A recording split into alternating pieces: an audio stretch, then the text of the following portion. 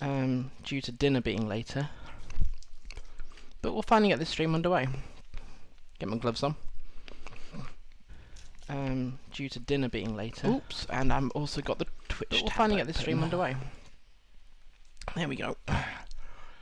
Don't really want to listen to my voice back.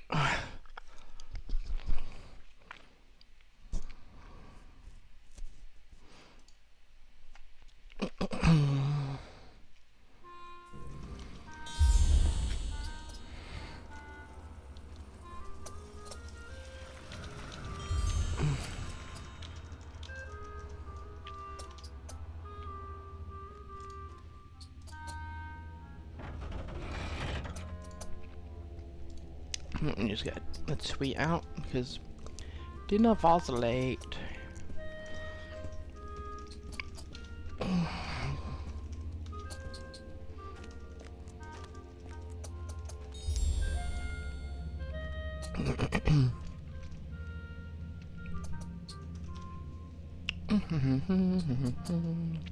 Make sure I actually can see when people join. That's helpful.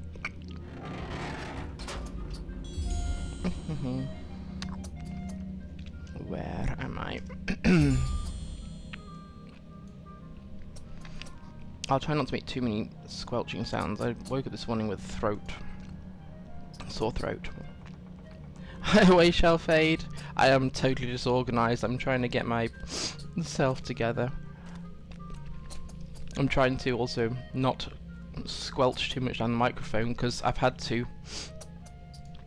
get some throat sweets from my wife because I woke up this morning with a sore throat. I was like, no, I was too tired on Sunday to do a stream. I need to stream today. Didn't really want a sore throat in the process. Just the usual, can you hear me okay? And can you hear music okay? Away shall fade.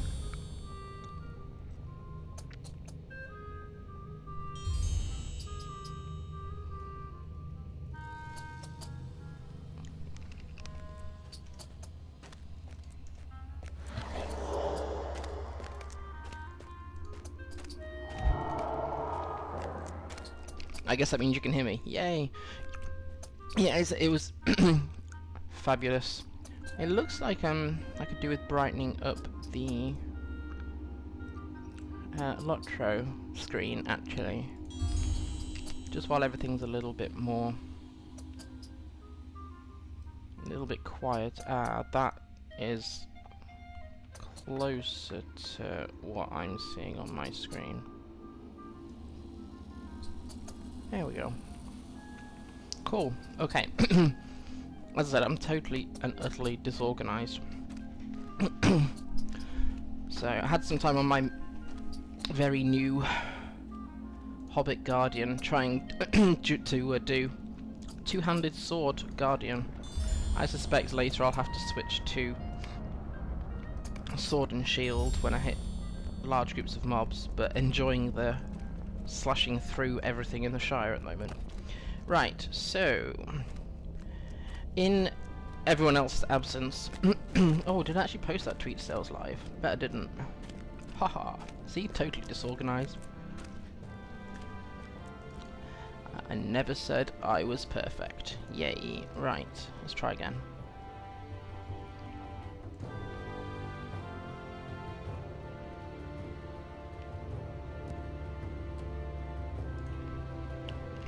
Cool. So, in the absence between, because it's been 2 or 3 weeks I think since I did a Moria stream, I have been still questing in Moria. So I'm stuck in the crafting bunker because I was doing guild crafting last time, and now I'm nearly out of the hides for my highest crafting tier, I think. So we made it to the 21st hall and have been sorting out their mirror system. So light does occasionally get in down here, and they use these ancient mirrors to redirect it where they want. And I think, if I remember right, in one of the gardens they have certain crystals that give out light as well. So that was really interesting. Now then, where are my quests? The terror that was Asgok. Where's he? Ah, that's probably why I stayed in the 21st hall, although I could have done with going to the stone hall, actually. So, then I think the other ones... I don't like the maps in Moria, because they look so deceptive. Yay, I can find where I'm going. No, you can see roughly where something is, but that doesn't mean you know where you're going. Where are these other quests? Where's the...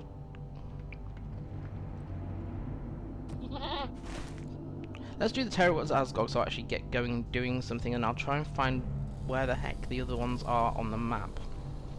So, if I can find the... Yeah. See if this taxi actually goes where I want to go, or whether I've just got to get lost. I forgot to re-entitle this one Getting Lost Around Moria, but I suspect that'll still be the case. Dwarves must fight for dwarves. Indeed, dwarves must fight for dwarves. Okay, so I wanted to go back to the garden place. Stone Hall. Oh, is that going to mean the one place you don't have a taxi to? It is. Is the taxi place called the Stone Hall? No, it's called Khazad-dum.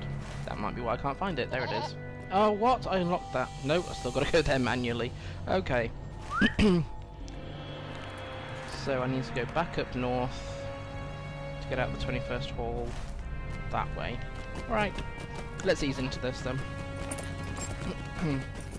And probably take a wrong turning as soon as I've gone out.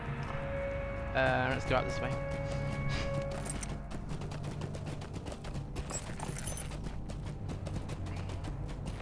I shouldn't have too many throat sweets. It's not good to have too many, but I'll need to have them periodically. I haven't had a sore throat in ages. I've been fighting a cold for 2 to 3 weeks, with maybe a couple of weeks gap between this cold and the previous one. It's been a most bizarre descent into autumn. And now doubly confusing, it's totally dark here. By 5 PM since the clocks went back. So I thought it was really late yesterday when I was gaming, and it wasn't, it was about 8 PM.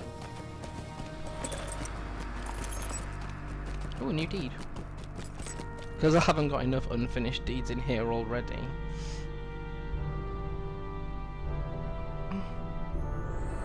Oh, what? There's... I knew Moria was big, but how many... Do I use a special controller? No, but I use a large mouse, so I have extra, but I use this so I don't have to use my hands much, and mouse wheel here, but it's big because I've got quite large hands, so I have to. I used to have quite a small mouse, but that gave me hand pain. So it took me quite a bit of research to find the right mouse, and now my little daughter knows to use this button. It's not a button; it's a ball. To move the cursor, and by playing around with one of my characters, I think it was when I was in the Lonelands, thankfully in Oscar Ruth and not somewhere more, you know, deadly, that if you press both these buttons down, you move forward. And she discovered the spacebar for jump yesterday as well. Or was that yesterday? The day before. In fact, actually, it was her that taught me that if you press the O key on the Naught key on the number pad, that also can make you jump.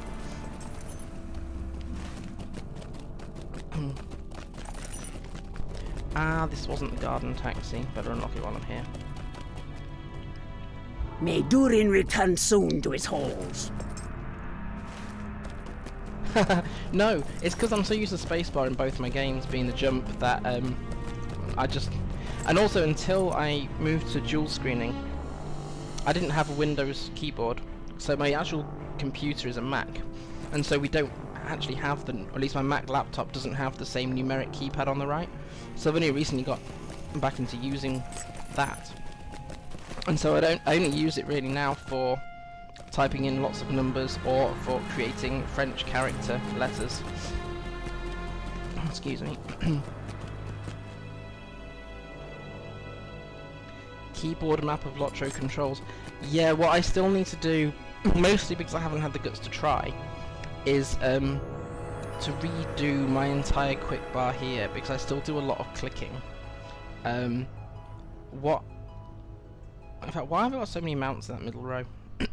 Anyway, so I've moved some things out here to use, because this is a hunter, I'm using all my guides here.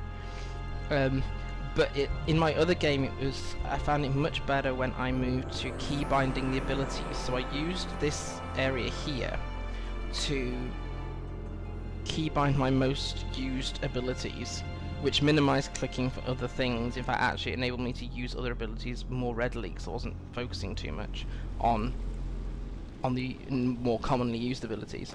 But in the two games differ because in my other game, the top row here is the first row, then everything else comes underneath, whereas LOTRO works bottom up. But I really don't get on very well with these control versions, so I've got loads of class deeds outstanding because I don't use the control key ones very often because multitasking is not my forte. I suspect as the higher up I get, the less sustainable not you doing the oh hello, not using all your abilities will matter. Oh, I accidentally completed a deed. Haha. Won't complain there. 5 LOTRO points, 5 LOTRO points. But I don't have the guts. What I really should do is, on one of my lower level characters, is to redo all the abilities so that this top row is in fact, well, top row doesn't have to be. The 3 rows is enough. And then gradually filter up to my more used characters. But I'm risk averse and I don't like checking. But I think I need to be able to get around to using more of the abilities. Right, okay, what is the quest behind this? Because I have not been on Myrlas for nearly a week. Because I've been playing 3 other characters. This is why I haven't got to level 60 yet. The Terror that was Asgog. Arnfin, which is he a dwarf? Probably, given most people in here are, was the last seen heading east towards Jarzagund. Buck fears the safety of one of his friends, Arnfin, who was last seen wandering out to find information about Mazgog and the Orcs of Moria. Okay. Now there is a Merivale Slayer, isn't there? Oh yes, and the first part of Merivale Slayer is 100, so I better kill a few on the way through.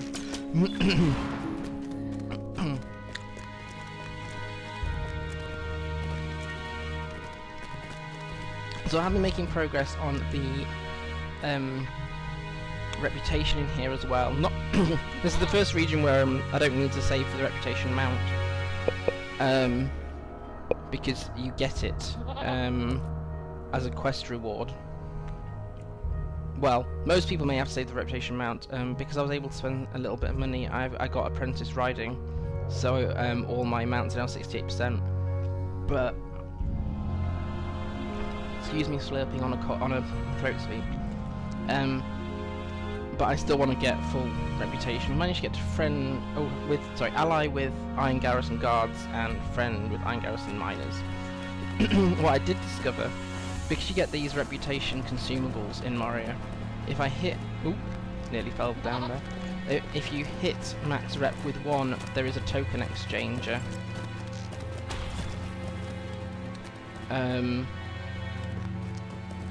So you can exchange one rep token for a different faction, which enables you then to get max rep with both a lot easier. Where are those players?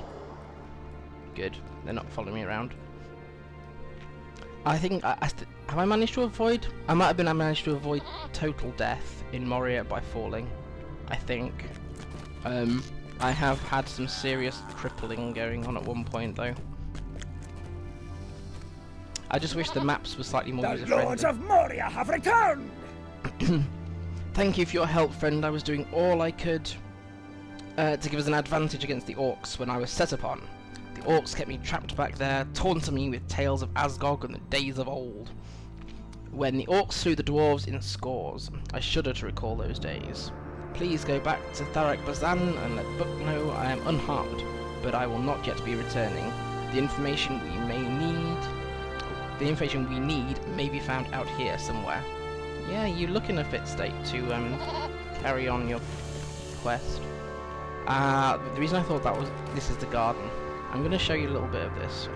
I don't know people who are in the room, how many of you have done all of this, but it was such a surprise, a pleasant one, and there aren't many pleasant surprises in Moria, to find a garden, and it is very, very pretty.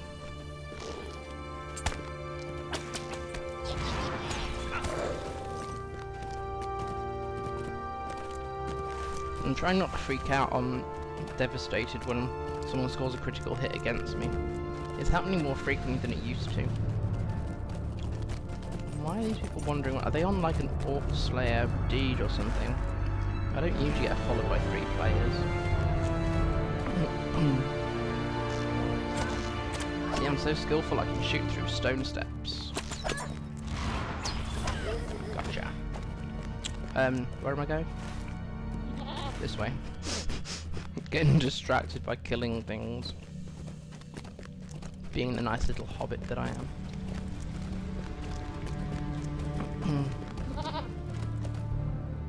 Well, there isn't actually Orc Slayer. Unless it's a goblin. A goblin. Yeah.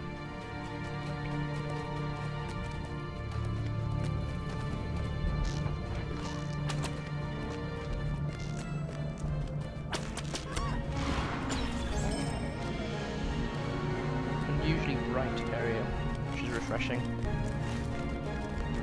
Moria, the only place that looks the same, whether it's dawn, dusk, or midday or midnight. Although I haven't seen much. I've tried not to get too many spoilers from Mordor, despite the fact that I'm unlikely to be there for at least a year.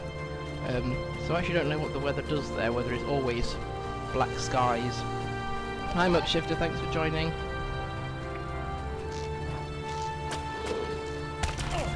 Oop. Yeah, a critical hit I receive is nothing like the critical hit that I give. So it's fine.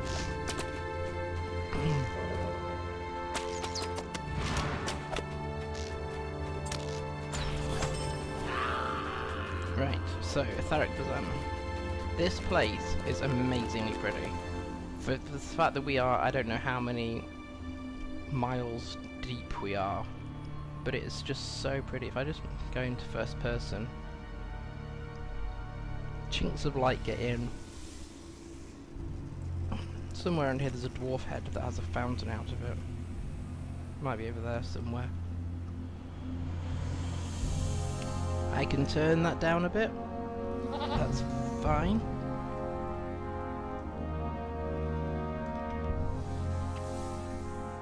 Let's try that.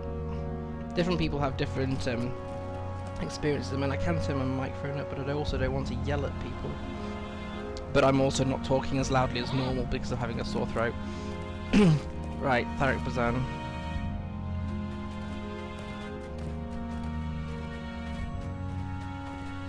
There's nearly always a mob or two in this little bit here, even though you're trying to go up to a safe zone.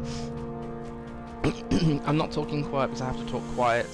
The combination of Did you need something? having a cold and a sore throat, and still feeling pretty tired because of having those two things going on. Right, what have we got here? Supreme Scholar. Let's loot all and just untick what I don't want to lose. Rep items. Ooh. I might save that for my Guardian. I want to try my main Guardian occasionally in two-handed sword. Excuse me, two-handed sword mode when she's not going up against epic numbers of mobs. Right. His hold will be great once more. So Arnfinn is safe. That lightens my heart, Myrlas. He is a brave adventurer like you, but I worried he had taken an arrow in the back. Oh no, that's like... I used to be an adventurer like you until I took an arrow in the knee, if anyone gets that reference. I do not approve of him staying out there, but that decision is his to make. He is a reasonable dwarf. I don't agree with him, but he's reasonable. We have little time to speak. Great events have been set in motion. When I was young, my father told me the tales of early days of Khazad-dum. All of these stories ended abruptly, however, and no matter how many times I would ask, he would never tell me what happened next. I now know that the dark days were not spoken of. I fear by not talking about these defeats, about not even attempting to learn from them, we are dishonouring our forebears. First stage in tackling something is to talk about it. I know Khazad-dum keeps within it the tales of those lost battles. I sense that old wise Arnod may know where to look for the records of these tales, but I dare not ask him myself. Perhaps you could talk to him. Simply feign ignorance on the matter if he becomes angered. Oh, that's nice. Yeah. Talk to this person. If he gets angry, just pretend you don't know anything. Right. Just wave to some kinfolk. There we go. What is this? Oh, it's a legendary. I doubt I've got enough items to spend on it. Not yet. I've got to remember at some point to change this bow, because I didn't realise when I first started doing it that this one had a max level of 40 sat on it, but some kind kin person, I think, gave me... Oh, no, it wasn't. It was someone who was watching a stream, I think, gave me a first ager. Ah, I only have to be level 59 for that. I thought it was level 60. Nope, level 59. Oh, fab, in which case it doesn't really matter that that's got a max 40 on it. We will reclaim Khazad-dum for Dine Ironfoot. Who's Mr. Ironfoot? So you want to know about the battles of old and not our victories? That sort of talk could get you in a lot of trouble around here, for those things simply are not discussed. Oh, we only talk about the good stuff, I see. But Buck is a close friend, so I suppose I could help. Khazad-dum, in fact, does still hold record of those days, though the goblins have strewn the pages all over, and what is left may be difficult to interpret without knowing more about the history of those days. Head east of here into Salab Nerjundal, and explore the halls to the north and south. Return any pages you may find to me, so that I may help us to understand their meaning. That's like saying we've got the perfect history, and if you try to ask about where we didn't win, we won't talk about it. What happens in Khazad-dum stays in Khazad-dum. Right. Now then, what's the way out of here?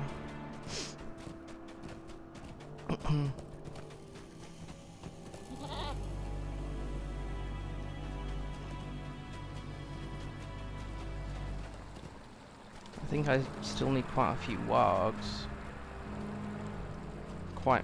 Yes, that's a really important place to keep your warg, definitely. Right, so we're looking for 4 pages. Here, here, and here.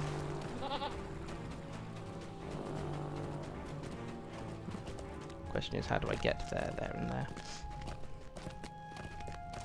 Normally I would mount, but I don't know where I'm going yet, and I have a tendency to mount and then run past where easily.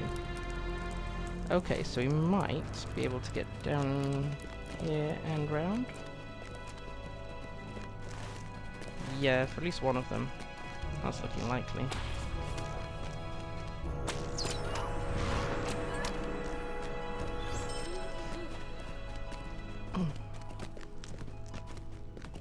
Is the balance better for you now, Muckshifter, just for me to just double check? Ooh, I see a little page.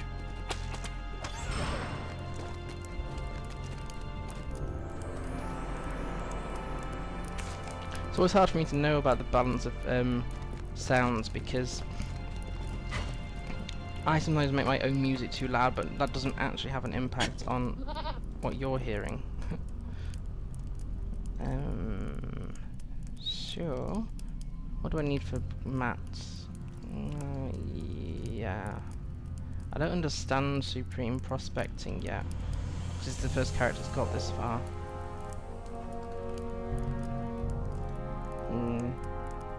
I still need to level both wood and...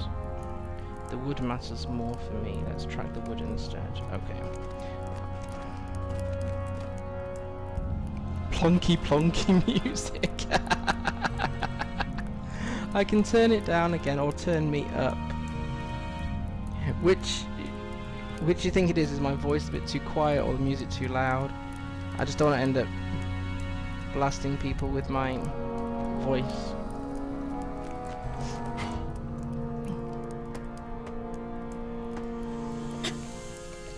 Plunky plunky music.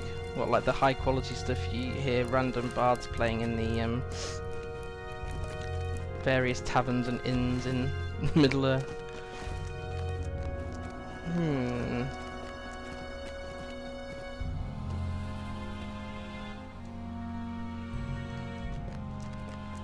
Okay, I have made an adjustment. I'll also try and talk up a little bit, but I want to make sure I still have a voice by the end of the stream. Oh, hello, something lying on the ground.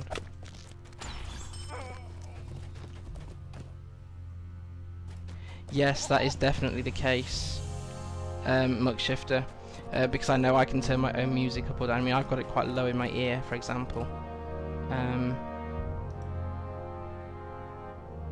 Ooh, what's this? Helgi Goblinbane's arm. Helgi Goblinbane's statue would not be complete without an arm to grip a great axe. The goblins of Durin's Way destroyed the statue and its parts can be found scattered throughout Moria. Scattered throughout Moria. Oh, that's a nice small area then. A dwarf named Uxie endeavours to reassemble this statue. Next objective, find the statue's arm. Oh, at least we can speak to a certain person about it. It's not just randomly wait until you can find all the pieces. Unfortunately, Muckshifter, that's one thing I can't fix. Medicine, although I take lots of medicines in a day, I can't fix deafness or sight.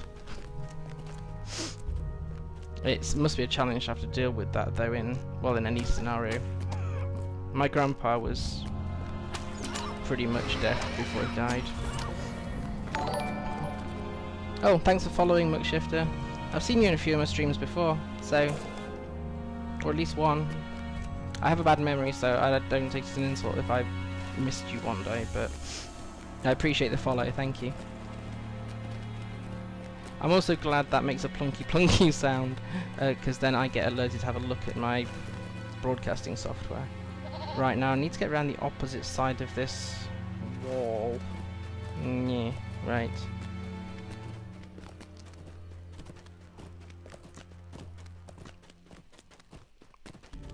Maps were never my forte in digital life or real life. I am not the best person to navigate anybody anywhere.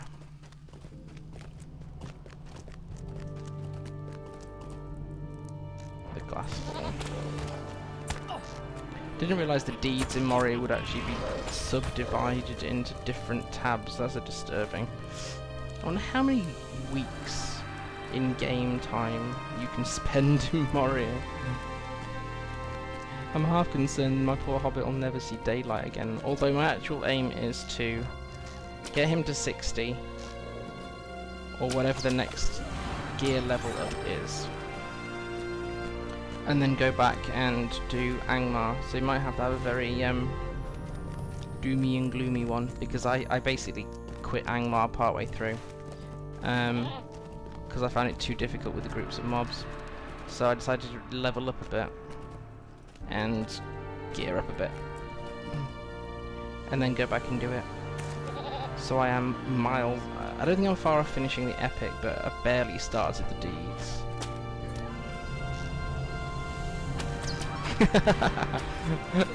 Okay, we shall fade.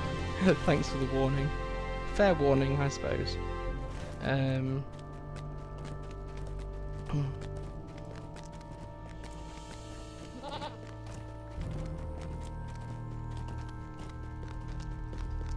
I mean, I am looking forward to regions like Rohan and Gondor from the screenshots that people have shared. They both look really pretty regions to do.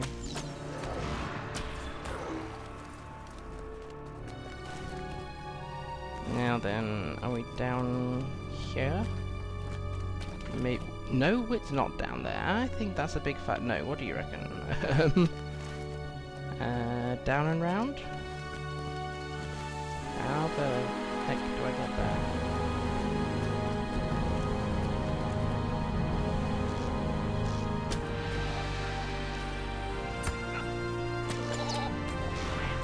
I'm gonna ride a warg, so instead of terrifying you with the warg in your face, I'm just gonna throw spears. Random. Okay.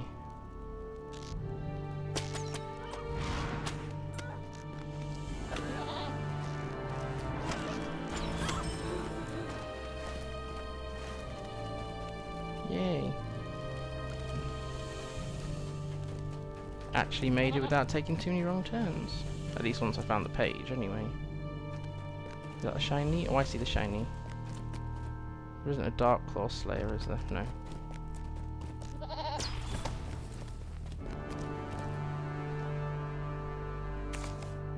There we go. Now then, I don't know what's going on with this something wicked where I'm collecting a barrel of fungus from. I suspect that's like a something I need to take. I need to go and deal with later.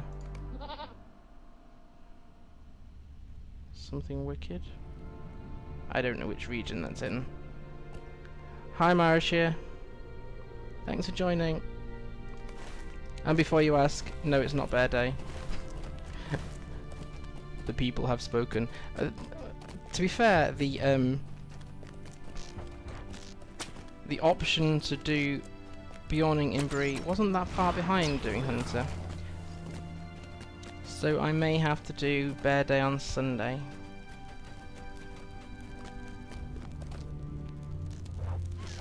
Not have to. It'd be nice to do. Thinks I'm fairly new to streaming. I'm not quite sure what people want to watch, and the earlier regions don't have the same, or from what I think, the earlier regions don't have the same kind of appeal as the later ones. I am walking the wrong way if I want to go back to here. It's because I was worried about this Something Wicked quest. When I get back there I need to see where the heck I'm supposed to be going for the epic, because I think it's miles away, but... I thought you worked Sundays, Maro. I think you said it can't be a bear day if it's Wednesday, Saturday or Sunday, and they're the days that I stream. So I couldn't change it. Excuse me.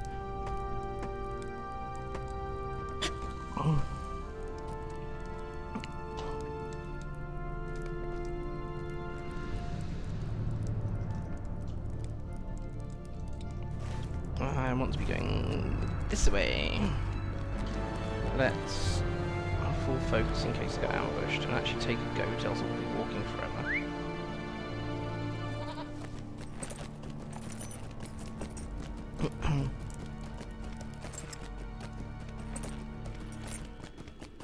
It's nice to have a lighter part of Moria, I have to say. Ooh. I will have to grab some of this Ilex as I run past, else it's amazing how much you have to chop and process in these later stages of crafting. I need something like 880 points, I think, for this level of crafting. Don't tell me how hard it is for later ones. I'll just get shocked each new time. It's easier.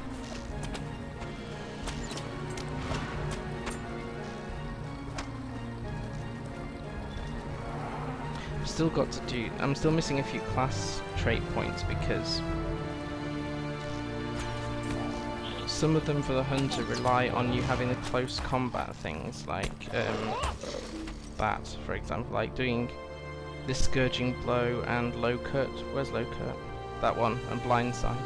And as a hunter, you're actually, to be honest, just trying to keep the enemy as far away as possible. So I'm probably missing out on a few trait points to spend somewhere.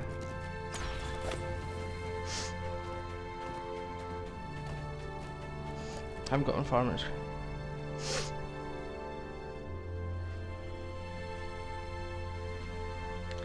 Have you got one of those alts that is purely a cook and a farmer, and you just spend like 3 hours in the field and go up 10 levels in the process, but you make tons of gold because of it? I thought I had one I thought I'd do that with, but I just ended up questing. Oh, Maro, so you alternate Sundays. Okay. Well, as other people voted against Bear Trying to think what the Sunday vote was for. It might have ended up being Bear Day. Can't remember, but I'm happy to do Bear Day this Sunday. I don't always put it out to vote. Level 40 just crafting. I think if I didn't feel like I could game, if I was in too much pain for example, I could do that. But then I feel like I haven't got very far in, like I haven't done any questing with the character, but then I know other players also just create characters for crafting. So I've neglected, for example, my Lobby champion and my Lawmaster for quite a while. Lawmaster makes all my jewellery. Champion I had started to make my weaponsmith, but I got distracted by the other characters. But I do need to start getting my cooking up now, so because then I don't have to rely on other people for my trail foods. So this is the random statue one we found earlier. The Orcs of Moria have much to account for. Thank you for your assistance, Myrlas. It would have been a pity if this piece had remained in the hands of the enemy. I will send over to Uxie right away, for his devotion to the statue of Helgi Goblinbane is legendary already. He's devoted to a statue. That's lovely. Oh, well, at least we haven't got to find all the other pieces. That was my worry. Azog's folk have not yet fully repaid for the crimes against us. 4 outs to level 100. Events are crazy for their XP. I actually had to purchase a Stone of the Tortoise because I didn't want my Guardian to over level too much. But then on the other hand, I do want to over level a little bit to make the content slightly easier, but that's quite a devotion to the events. You found them, and the pages are all here. A complete tale of one of the great defeats of the Dwarves of Khazad-dum, a priceless find. Even though he said it previously, we don't really talk about defeats.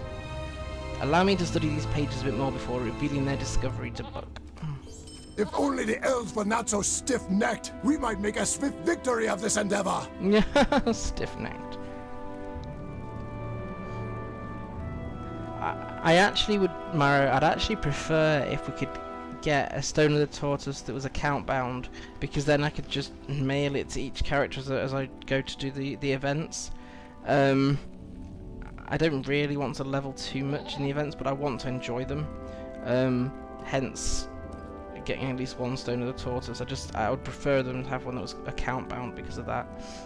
I know they'd have to make it more expensive, but that wouldn't matter. It's got to be cheaper than me buying one for every character that do an event with. I mean, I don't do events with all characters anyway, because they don't all need all of the rewards, and because cosmetics can be shared, you only need each cosmetic once per server. But the mounts, the pets, well, the pets could be mailed, I think, as well. And I need to start thinking ahead of time, but start thinking about getting some of the Warsteed cosmetics now. Yes, it would, to have an account-bound Stone of the Tortoise, definitely. I mean, I'm slightly biased, I was gifted some VIP time. But even if they said, right, you can have one Stone of the Tortoise for 100 LOTRO points, or you can have it account, which is actually server-bound in reality, bound for 350, I'd do that, because as soon as I use it on 4 characters, I'm saving, so... I want to restore the glory I believe we have lost in denying our history. It's time to tell the tales of past battles in Khazad-dum. Not to my fellow dwarves, for they will not appreciate them. To truly honour those who have fallen, we must tell our tale to those figures of law. Of course, this is not truly possible, but we may still honour their memory in another way. Go into the gardens and stand before the statues that rest to the centre, and to the north, and before the southern fountain. There recount the story of great battle, those who fell, died in battle and in honour. They should be forever remembered for their valour. So we're going to do story time with some statues. Apparently. Cool. Okay, let's do that then. Right, so where are these statues? Oh, they are in the garden. Haha, I wanted to show people this garden. For those that haven't made it this far, or it's been a while since you've been to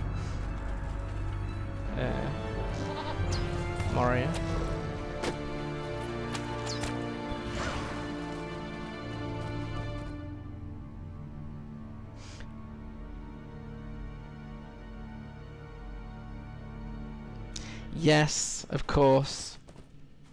Yeah.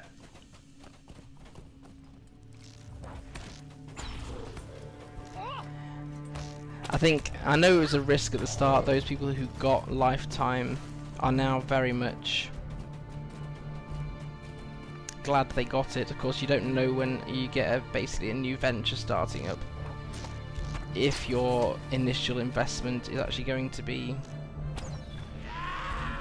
worthwhile or not, so they deserve the reward they've got for that. So here's the first statue we have to tell tales to. Not in the telling lies to, literally read stories to. What does the tell story emote look like?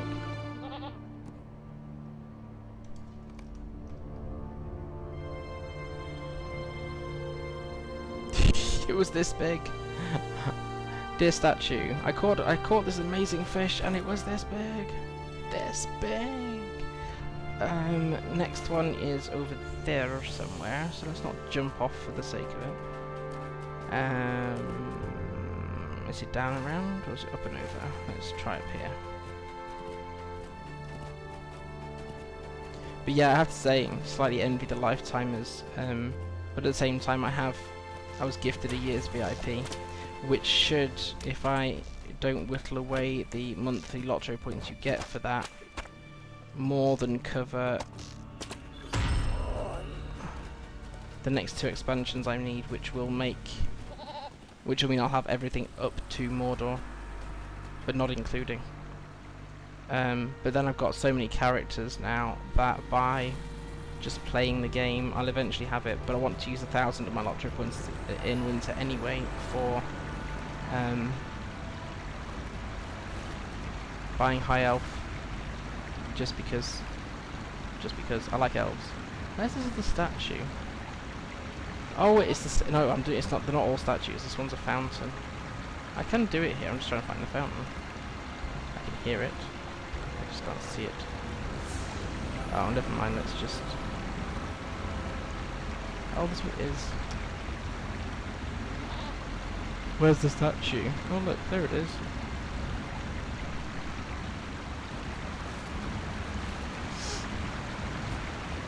It's taking me 3/4 of an hour to settle.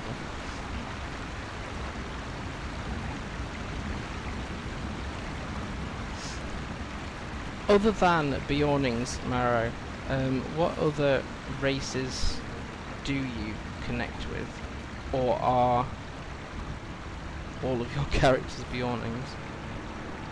I don't know. You'd mention another character's name. Marachir is one of them, and I can't. Mjorn is your Bjorning.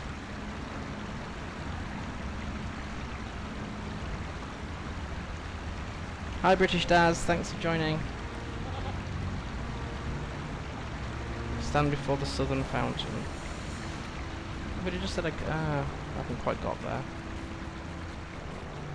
Most places they don't allow you to click the emote until... Ah, here we go. Need one of these fountains for my hobbit hole, obviously. There we go. Thanks for asking, British Daz. Yeah, complicated. I'm still fighting a cold since forever. Only in the last couple of days it's gotten worse. So I have had a cold remedy. I'm not allowed another one, medically speaking, during stream. But because I've also developed a sore throat, I am on throat lozenges at the same time. I'm not too bad in myself at the moment, but that hasn't been the case all of this week.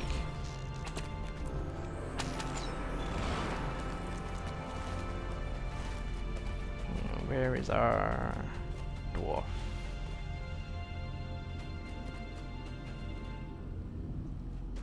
Take this bridge. I'm not in a rush to do the Warg Slayer deed. In fact, I'm not in a rush to do all the deeds. Since basically unlocking all but 2 regions, I've gotten a little bit lazy on deeds. But I'm not sure I'd want to leave Moria and come back and try to remember where things were. to do the Slayer deed, so I might have to do that at some point when I've finished the main quest parts. Durin's folk will defy Durin's bane. Yes, they will. I feel we have done well today, Myrlas. Our forebears would be proud. We have honoured them as we should have done long ago. It's pretty, but it's not nicer than the one I'm holding. And that'll just bind on a choir, won't it? And yeah, don't need those for any characters, so which one's worth more? 1134, 920. Khazad-dum belongs to Durin's folk.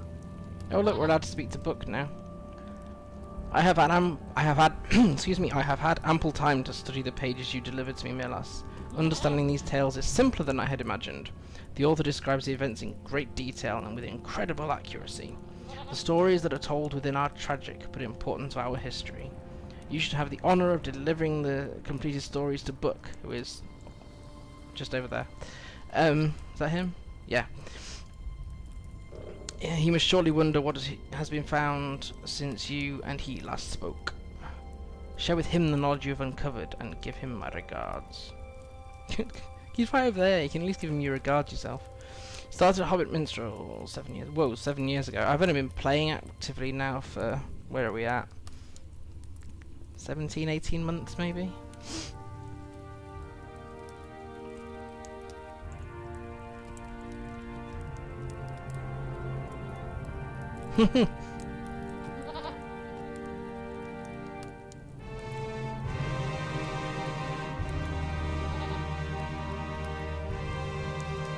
Oh, so you have played various other species then?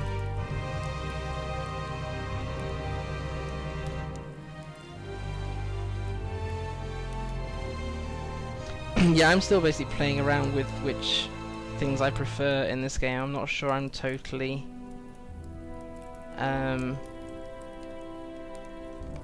settled on what my preferred way of playing is, or what my preferred species for anything is.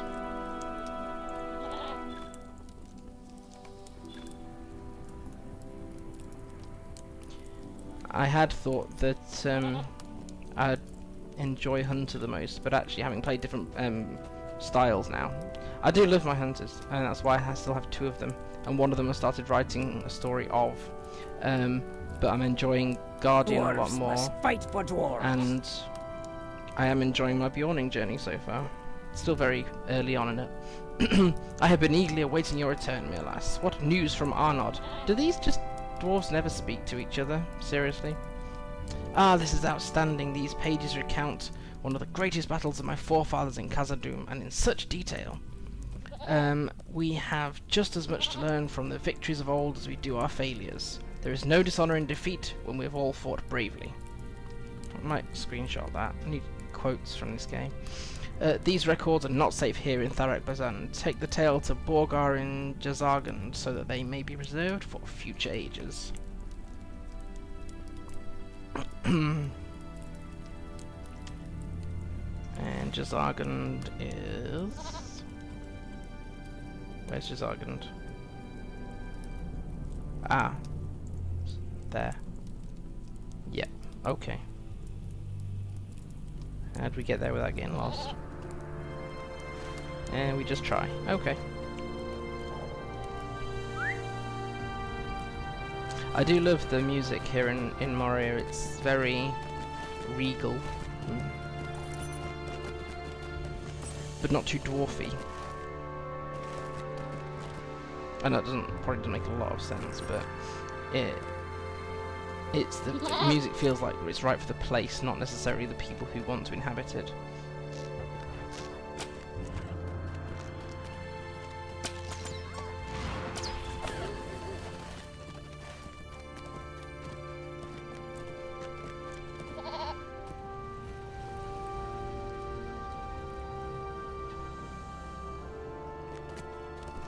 Yeah, because in the early days of me playing LOTRO, I basically had to have loads of alts, right? I had no choice because I was F2P or preferred. and therefore I had to unlock regions that quite rightly were given for free to VIPs. I kept creating characters thinking, I'll just create this one and then I can get rid of it and carry on, and I don't think I deleted one once, and then asked Standing Stone to reinstate it. So there's no point me deleting characters at all. But the only way I could make the LOTRO points up ready for the next region that I needed Myrlas to hit was to make more characters. Unfortunately, the only downside is I ended up with a lot of characters who were in Breland or Lowlands, and that's still the case. Fewer than what they were, but I'm still a little bit early regioned out with those, so I need to maybe focus on one of the lower ones at some point and just get them out of where they are, just so I can play them a bit more. But then I also want to see new regions, which I can still do on Myrlas because I only passed through a Region, for example, and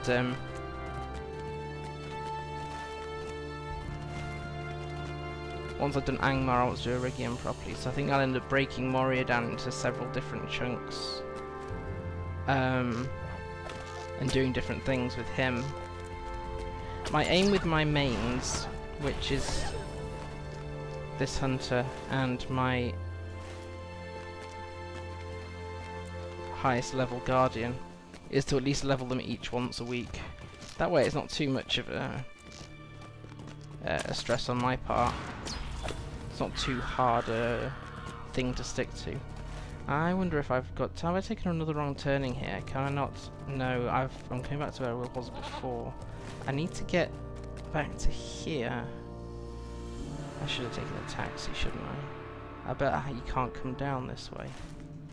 Drat. I want to do a Region because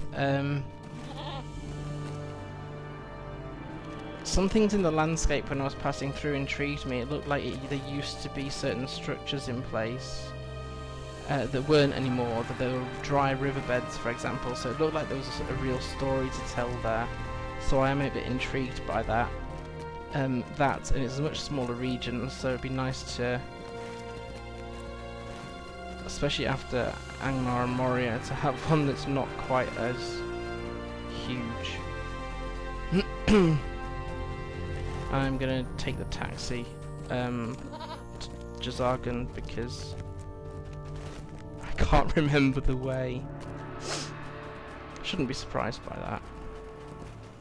And I should be able to take this now. The shadow of Mordor will not long fill the halls Swift of travel. Khazad-dum. Oh. Okay, let's try taking the south route instead of the north route then.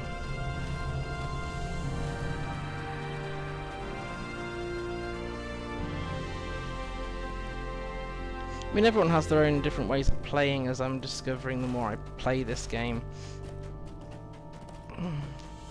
Some people seem to want to focus on getting to the max level. The player I introduced to LOTRO doesn't mind playing the Shire over and over again. They're actually saving LOTRO points for Bjorning, so they're playing the Shire over and over again. I did tell them Eridlewin is far quicker. They went, "Ooh, is it?" But they enjoy the Shire. For them it's just a pure chill downtime thing, and I'm somewhere in between those. I can play LOTRO usually in a lot of pain, if I have to. I just choose my gaming style differently. I found a Region a great little area, good flow and some content that follows. Ah, does it? Is it right that actually with a Region I will get sent there after I finish the epic in Angmar anyway? Because I haven't yet. Because I'm a giant chicken. Metaphorically speaking.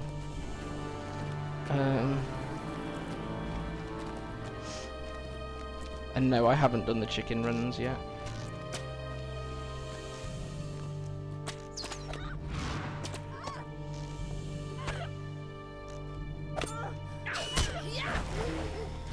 Bring your ugly face to my spear. Yeah, I'm sure I will. I'm just not in a major hurry. So my aim is to get to 60 here in Moria, and then go back and try and see if I can more closely trounce the it was the groups of mobs in Angmar, although I did have to have a Kinney help with one of the epic instances. Now then, I've been here before. I really should have entitled this Getting Lost. I should try and do that for all the Moria ones at least, it's true. We're nearly there, I think. We can hope. How rude, go away.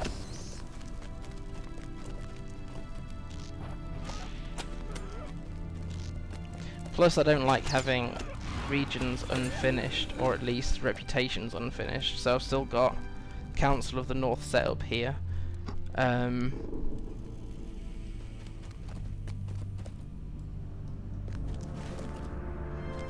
Yes, because of your name being Lord of the Ringsified, I forget how much of Star Wars: The Republic you're actually involved in, Marrow. Although it sounds like you play everything dark side, and I play things mostly light side in that game. Not totally, and it does depend on the character. So my bounty hunter takes light and dark side choices depending on what makes her money. Oh, have I got this close and I'm still not quite... Have I found a dead end? Oh, come on. I need that bridge.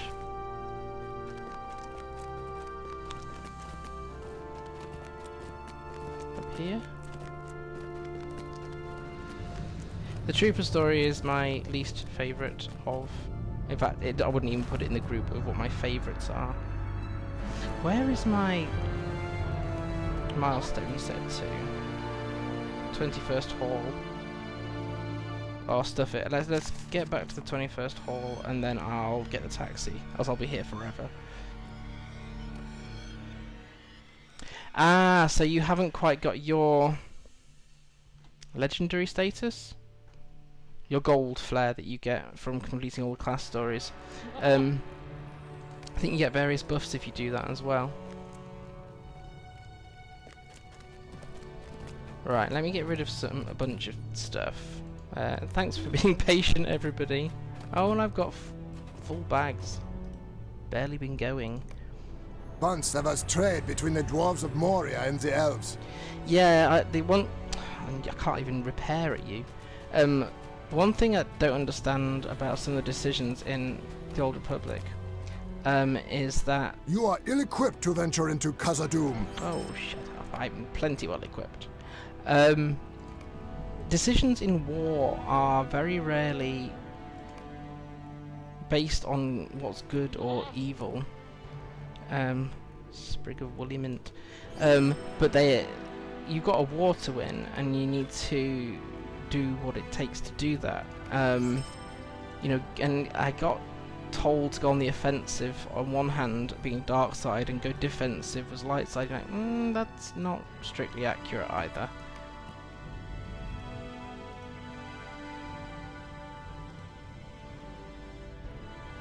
I already know. Oops. No. And what's a March Warden's legging? Other than pretty powerful. What are my current leggings? Ah, finally I've got an upgrade that I can craft later. Cool. Let me decompile. Where's the crafting door? Just gonna get rid of these LIs out of my inventory. Oh my life, my bags are still full.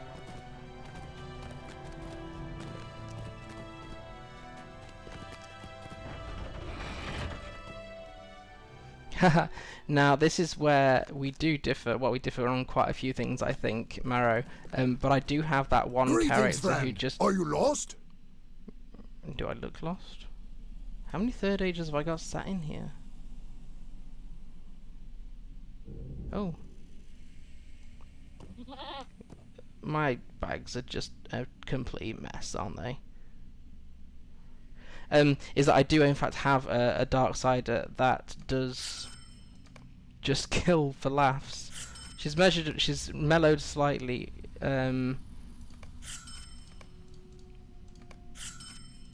through Kotak Kofi, but Arlen came, but we have had no word from him. I don't have mild Darksiders. They're either lights of varying degrees, balanced, or my Darksiders just go off the cliff the other way.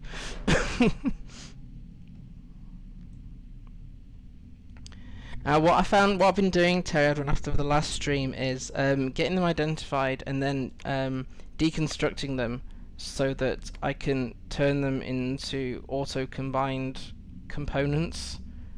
I hadn't thought about using the filters actually, especially as my next nearest character that's could use allies is level 42, but level 41, 42 they're in Evandom and Trollshaws, so don't really need to. I've got some purposeful neutral ones, Marrow, where they do believe in balance of the force.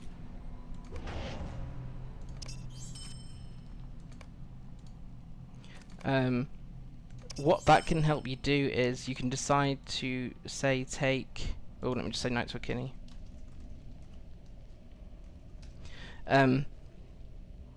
You can take, say, you can be a generally nice person. What's one of these?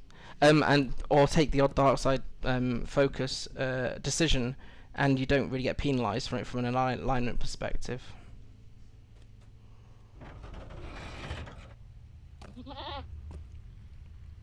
What's this scroll of lesser renewal? Use this scroll on legendary to reset all. Oh. Yeah, I'm too early to know whether that's actually okay or not. It costs a lot of money though, and you'll get better relics from allies for your class that you level up to at least 30. How do you get those?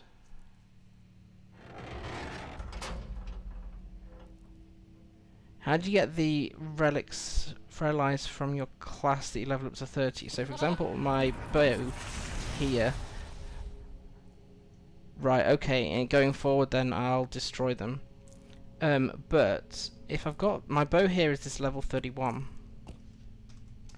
Currently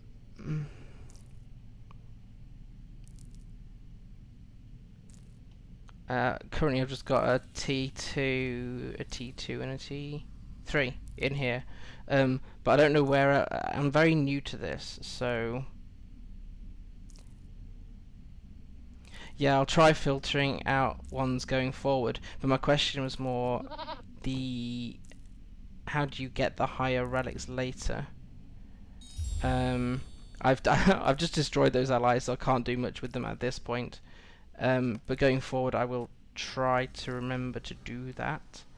But it's where else do you get the relics from? I've had this unusable relic pack. You can't see it 'cause my head's in the way here. But this unusable relic pack here, I've tried multiple times and I cannot deconstruct it. I keep putting a help ticket in, but because I'm in the UK and Standing Stone isn't, as far as I can tell, I'm never online the same time as they are, so they can't fix that. Use the free tables that you deconstruct for relics. Oh, don't, Marrow. I'm trying to take one complication at a time, and this has been complicated enough as it is. I need to mail stuff to my jeweler, and then we can get back on with questing.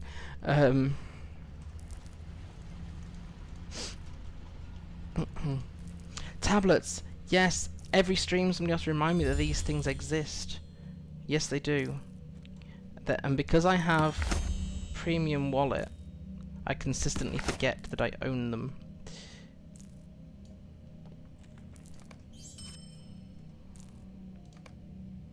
So I have one lonely tablet at the moment, and I cannot remember whether it was the random instances that I gained those from, or whether it was someplace else. Yes. Oh, I also meant to put a background on the chat box, but I have forgotten. I've only just noticed it's actually overlaying. Let's move this up here because chat's overlaying my legendary item progress.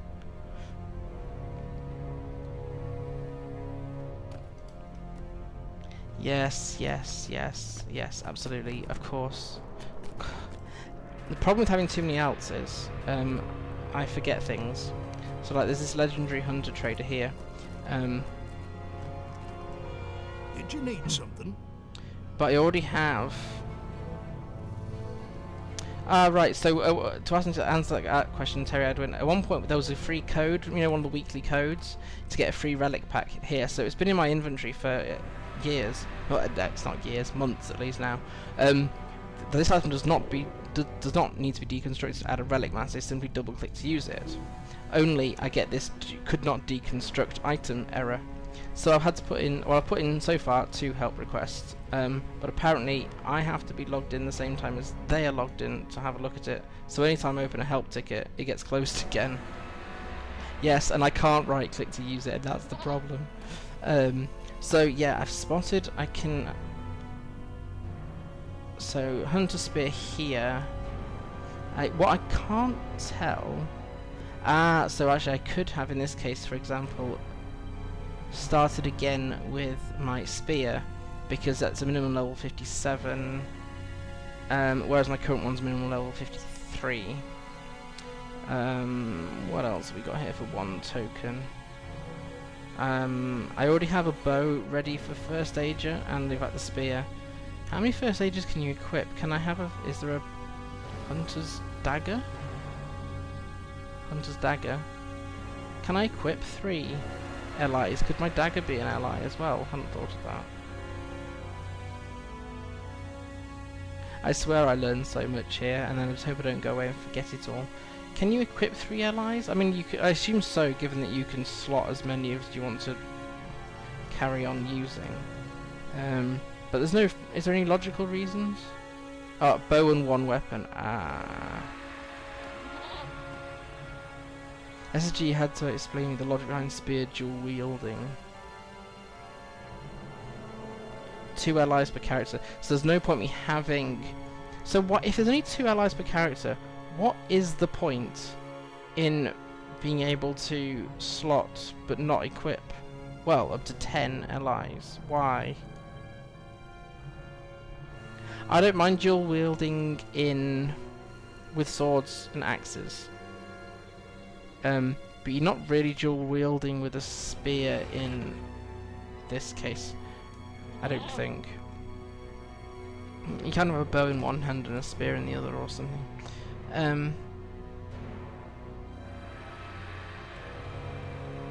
Crimes against medieval realism. Ah, there's no wonder I can't remember all this stuff. You can level them up to deconstruct them for better relics.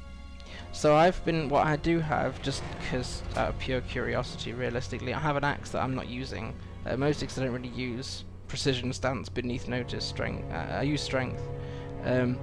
But I just prefer to use a spear and a bow, just personal choice really.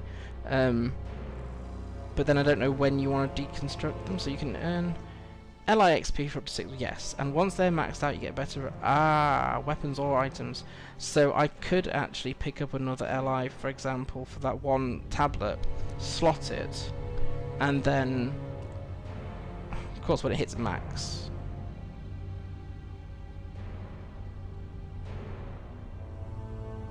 Okay, well I don't think I've got much use for this one tablet that I own at the moment. I mean, that's a level 53 one.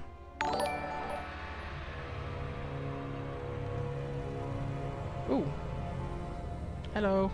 I don't think Africa's in the room. Deconstruct at 3031. Haha. Yes, I know what's happening now. I've just hooked up my streaming to Patreon, so these will end up just ticking over. because I wanted to thank people if they actually supported me. If you're looking for legacies, you can destruct after level 30. If you're going for relics... Well, my question with this one is, with my bow is my main one at the moment. It's at level 31, but once I hit level 50, it's at level 31, sorry.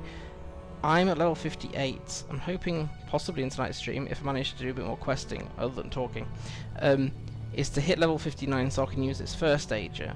So then I could deconstruct my bow, and see what relics it gives me.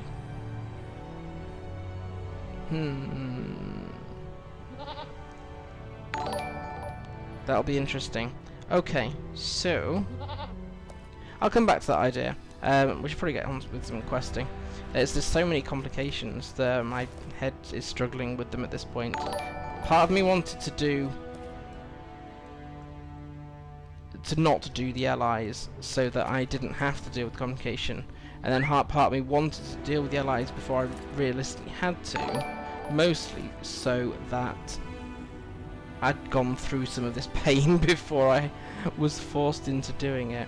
What I have gotten out of is I don't have to use essence gear at all, as far as I can tell.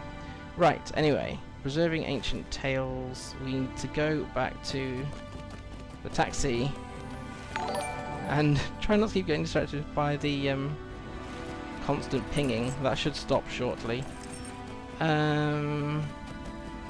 Taxi. What's the place called? I want to go up to Khazad-dum. The shadow of Mordor will not long fill the halls of Khazad-dum.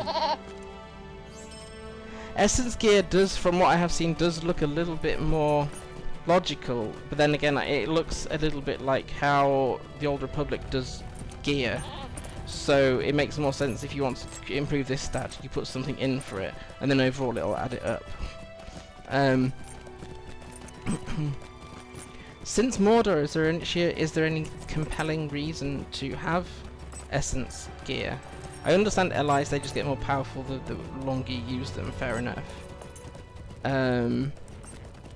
But presumably with crafting you can get away with doing whatever you want to do. I don't know whether you really need to. I don't know when you have to deal with it. I run a challenge character who was a mini went through without an ally. How did your mini fare, Terry Adwin?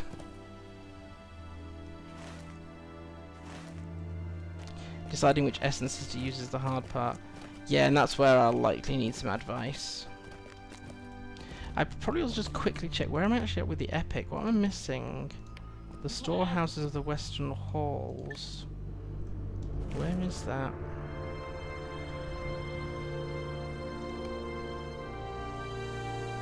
Oh crumbs, do you know what I haven't done? I've not done the epic in the main area. I've just been sort of running around rather aimlessly apparently. She did okay until Western Rohan got rid of Miss Squishy. That's quite impressive if you... Yeah, I'm not sure I'd be that brave, but it does mean I can delay it for quite some time. I'm not sure Khazad-dum can be restored. The orcs have surely ruined it. What tale is this you bring to me, Myrlas? I know it not. Borgar looks carefully over the aged pages. Asgog. This is a tale most grim. It is a sad moment in our history, but an important one as well. I had thought the pages of this tale were forever lost. I shall be sure to preserve these stories of Buck and all our kin. Many thanks, brave hunter.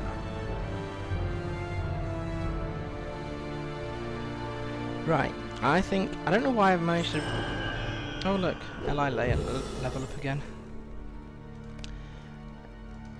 Maybe it would make more sense for me to actually finish the flipping epic in the early region. How did I forget? It must have just got kicked off my quest tracker. Right, now where's my campsite set?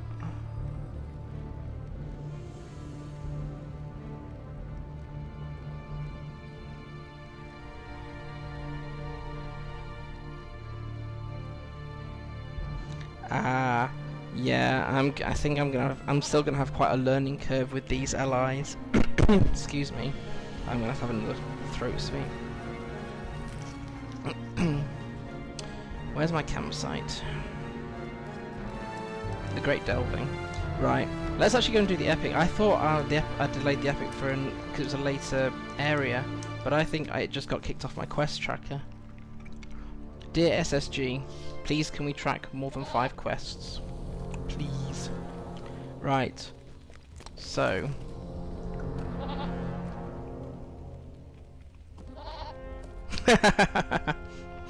Oh, I need to add that. No, I have added it. I need to, oh, is it available on Spotify? Yeah, I've got the first Chance Thomas album on Spotify.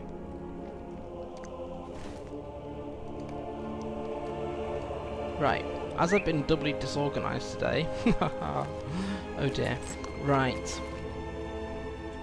The actual epic. The Chamber of Knowledge, the Chamber of Wisdom, and the Chamber of Deep Thought. The answer is 42. Can all be found somewhere within the Great Delving of Moria. Bosie has asked you to search 3 ancient storehouses of the Great Delving for pages, tablets, or tomes that will help enlighten him about the old days. I bet I've been missing a really logical progression of regions here because the epic quest got kicked off. Ah, right, I shall, in that case, have a look for that when I'm off stream. This is where I get doubly lost because I'm trying to get... I can't navigate the Great Delving.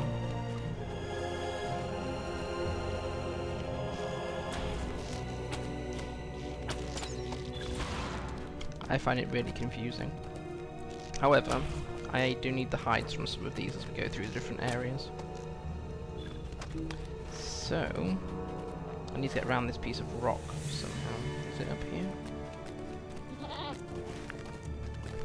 Going roughly in the right direction. Well, my quest tracker's flashing. Ah! Oh good, well at least it's not just me.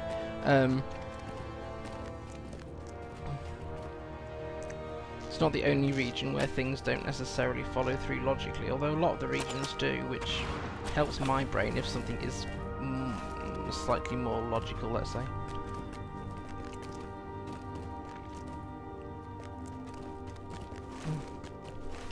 Do you know one of the regions that has annoyed me slightly, and I don't get easily annoyed, is doing stuff in Misty, where you end up going back to Rivendell, back to somewhere in Misty, back to Rivendell, and I'm like, this is fine on my Hunter, it's not going to be fine when it gets to my other classes.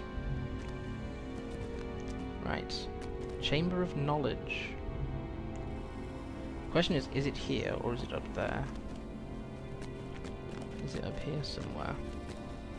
Because I'm near the ring, but that does not mean I'm at the right level for it.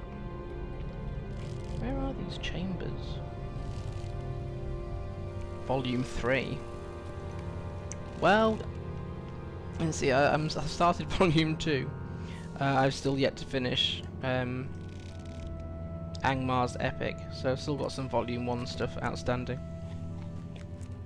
Now then, where's this chamber? It must be lower down. Okay. Excuse me, I had to take another throat sweep because my voice was getting croaky again. Now then, without jumping to our death,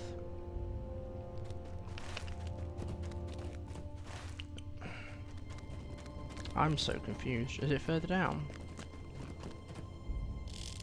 Not that far down. Maybe I need to keep going down.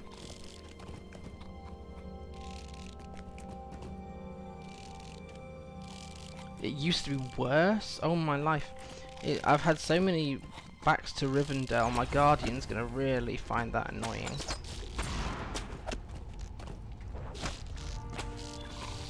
It's a good job I don't mind travelling around. I've just gone back to the same jump off here to my death. Yeah. Where's the steps?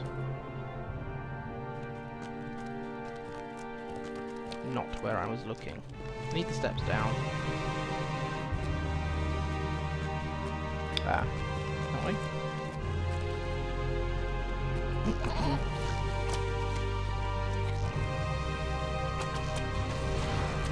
The more I play other classes, the more I know Hunter's got a really easy deal with travel. In one sense, I shouldn't have started with Hunter because I got used to certain things, and now I'm like, man, I only have one milestone, I don't have a guide to anywhere. How do I navigate? How the heck do I get down there? Seriously, I've got to go the long way? Okay.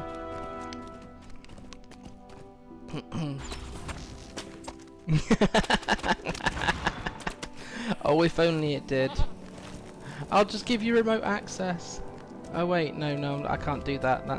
That's probably slightly against terms of service.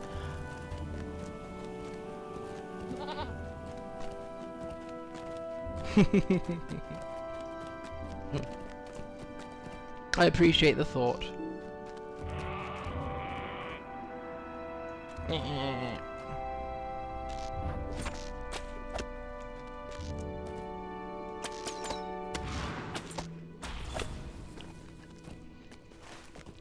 Right, now I still need to go down a bit, don't I? I need to know where. Do you know what? I've spent so long in Moria. By the time my second character gets here, I won't be any more clued in about how to get anywhere else. Because it'll have been too long. That goblin always makes me laugh. Totally demented. Is that the goblin that carries on screaming when you kill it? Oh, it's the overseer. It's the orcish overseer. It has a kind of a dance on it, look.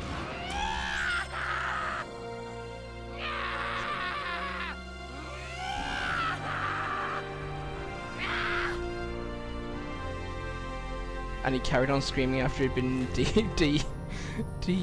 despawned. Hi Flea Taxi, thanks for joining. I'm getting completely lost here trying to do a quest I hadn't realised was still outstanding. If I get around to streaming again, I'm a burgling through Moria with the same quest guide and red dots, so it's turned off. Ooh, you have a very tough way of challenging yourself. Although, oh, did I find one? Chamber of Knowledge, yay! Not Chamber of Secrets, that's a different fantasy genre.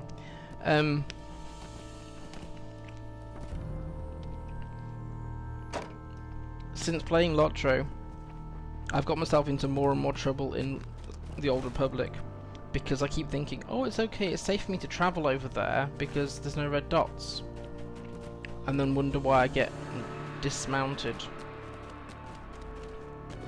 by enemies. I'm like, oh yeah, wait, the Old Republic doesn't show those red dots. Wish it did. Right, so we found one of the chambers.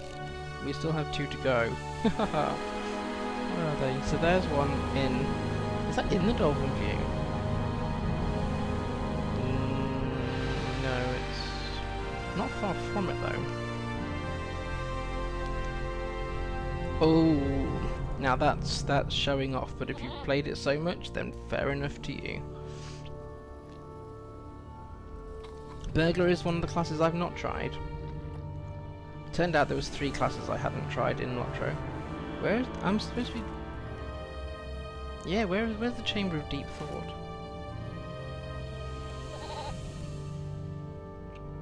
Oh, way back there. I'm also now pointing at the screen, but at least you can see my hand.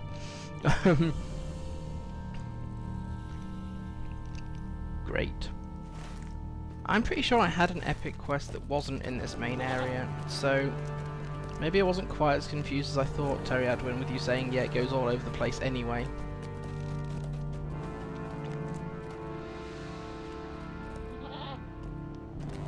Oh, Marrow, and I double checked, it is actually the Remnant... Oh no, it might have been Remnant Arcanian Consular, rather than Resurrected, I think.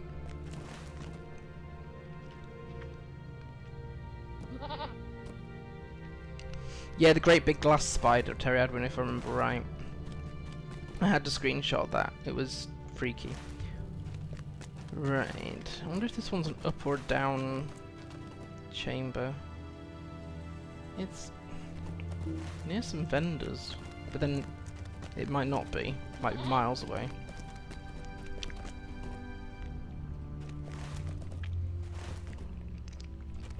I hope no one's in a rush for some action, because I'm just getting totally lost. Although, my tracker...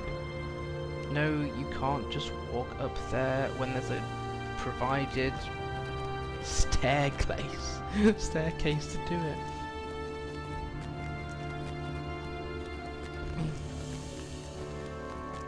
Right. Let's find the chamber. Yeah, that glass spider is probably the least scary spider that I've come across so far.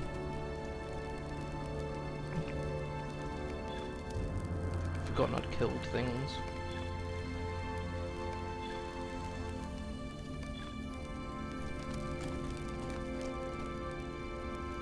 That's it. I do actually need magnificent hides. Gotta remember that.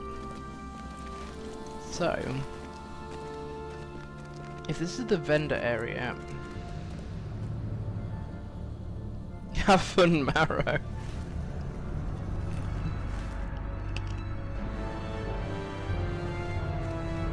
You see, now the vendor bit is here, but the chamber is here.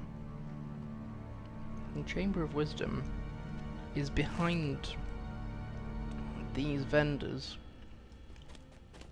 which means I'm categorically on the wrong level.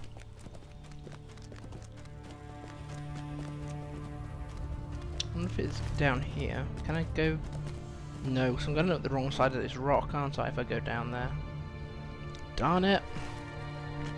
This bit is so confusing. So, I do actually need to be down. I think. I hope. Let's just check there's not like a door around here that I'm missing. This should not glow if you're not actually near where you need to be. Because on Moria it makes no sense. You're nearly there, but you could be 5 floors too high or too low, and you wouldn't know. Right, let's go back down these stairs and try again. I'm glad people are chatting. Makes me feel slightly less stupid. Yeah, it's the other side of that bit. I wonder if it's the next level down then.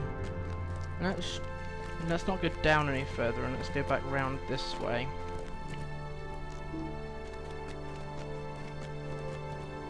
This is, in case you hadn't figured, this is definitely my first trip in Moria, therefore everything is confusing and new.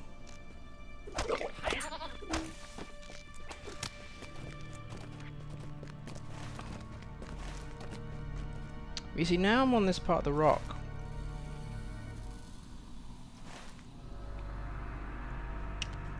Can I go up there?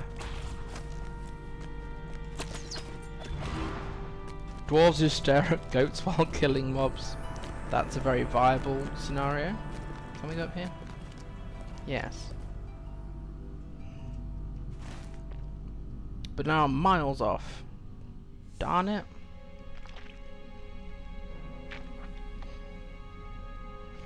I'll finish slurping in a minute. I definitely need the these cold remedies, these throat sweets. Well, and cold remedies, but yeah. Let me try going this way. Ah, that looks possible.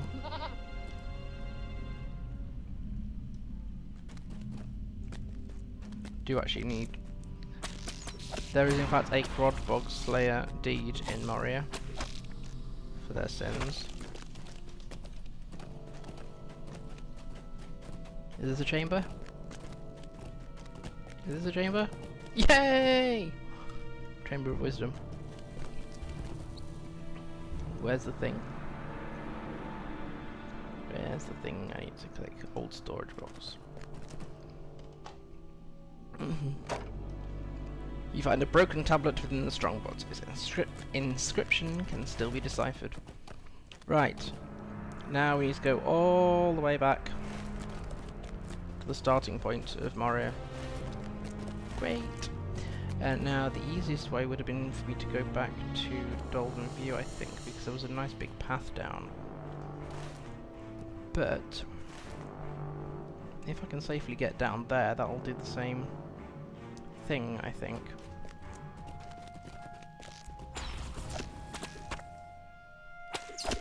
Oh, can you?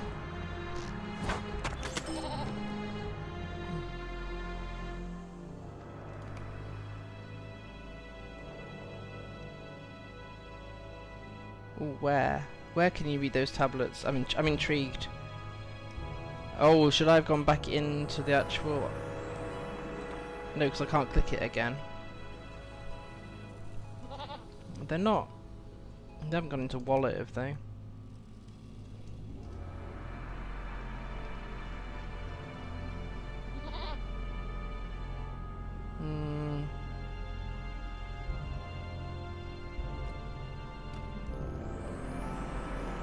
They'd be in landscape if they existed here.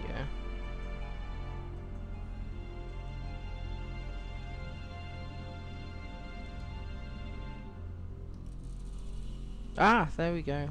No? Yes? Iron delivered to Keleb on Hedath. Copper. Tin delivered to Narke. Quantities unacceptable. Complay halted shipments until command. It's like a partial one, yeah. Ordered to resume Mithril for Ong. Igliburg gives him freedom to boss around. But that's the only one I've got when I should have two of them.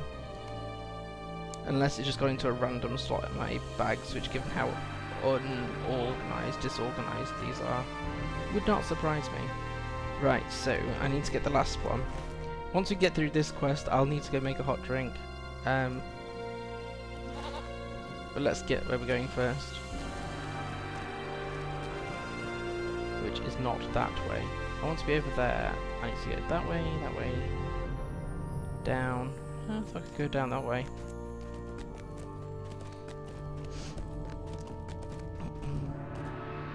And I'm wrong again about navigating something in Moria. There's a surprise.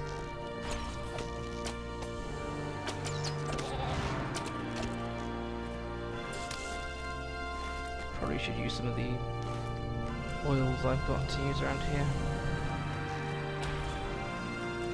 Right. In which case, we want to go back down. And back to Dolphin View, I think, and we'll take the route from there.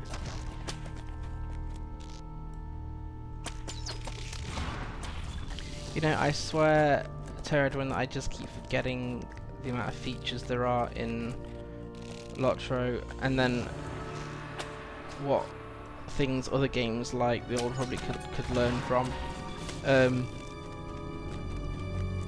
I like being able to search your settings. Oh, it's such a blessing. If it's in there, it'll be under broken tablet. Nope, I only have one broken tablet.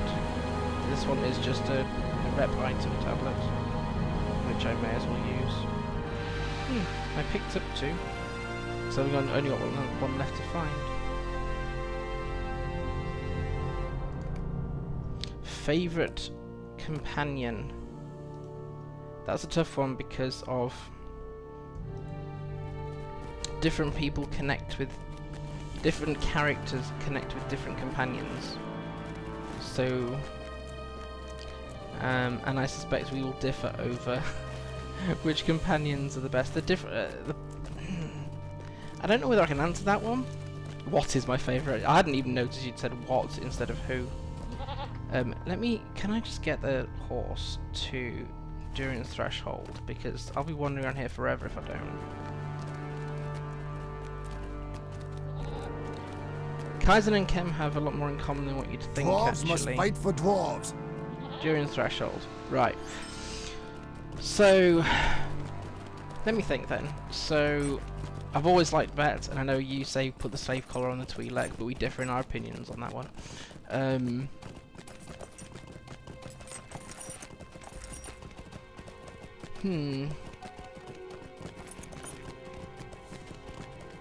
There's so many now, it's hard to keep track of them all.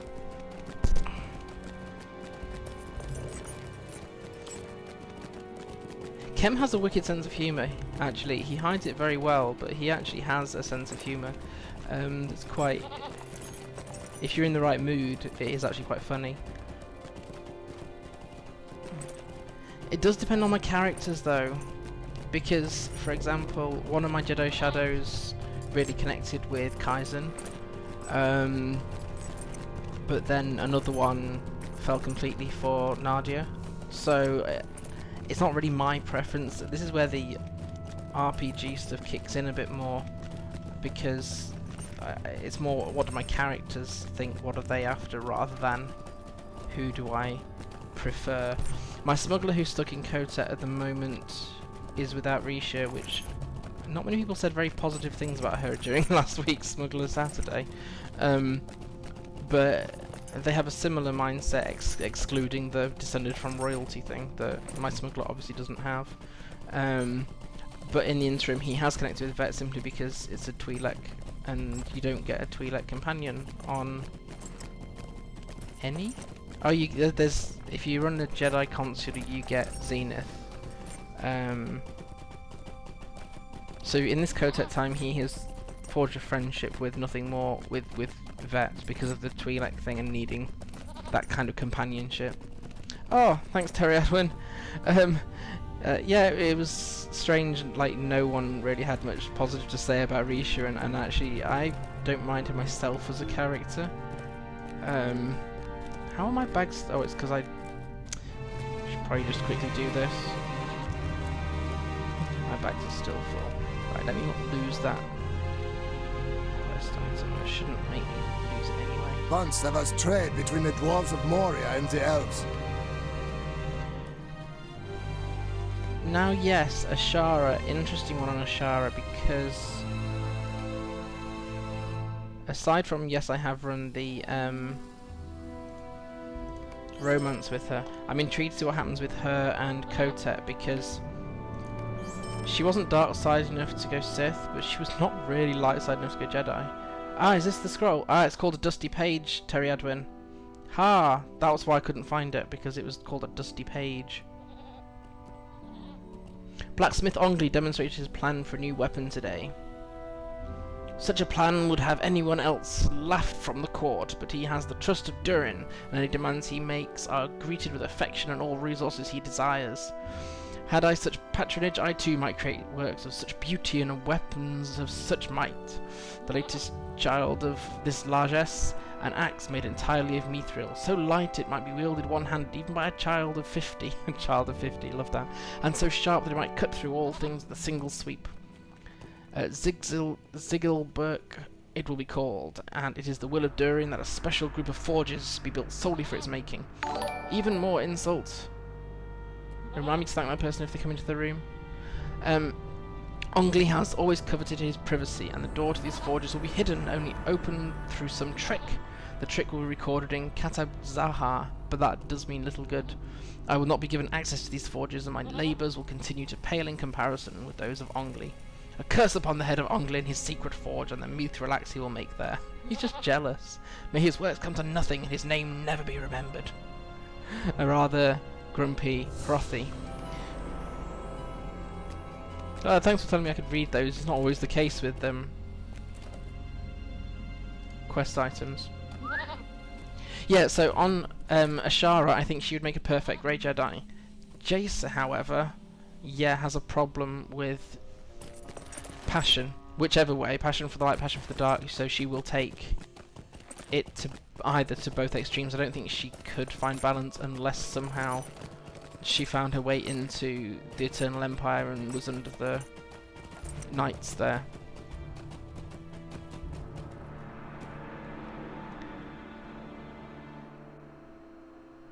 That's totally possible, Terry Adwin. I think Nadia might work in that mix as well, because again, Nadia was strongest, rightly or wrongly, when she allowed a little bit of her anger to come through. But her heart was to do good. I assume that's one of those rock piles you can't climb. Drive each other nuts. Yes, totally possible. I need to find a way through. Where is the way through here? Is it across and round? Maybe it's across and round.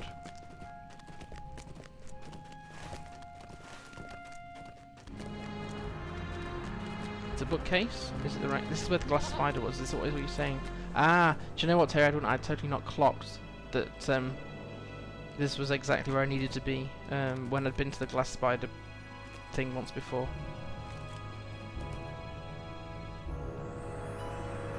Do you know what confused me with Nadia? Is that in... Can I remember? The chapter where they think... Where Arkan and... It's really hard thinking about Tor while playing LOTRO. Arkan and Valen thought they had found you and were going to capture the gravestone. The one where it's like... my silence comes not from doubt but from certainty. In that chapter...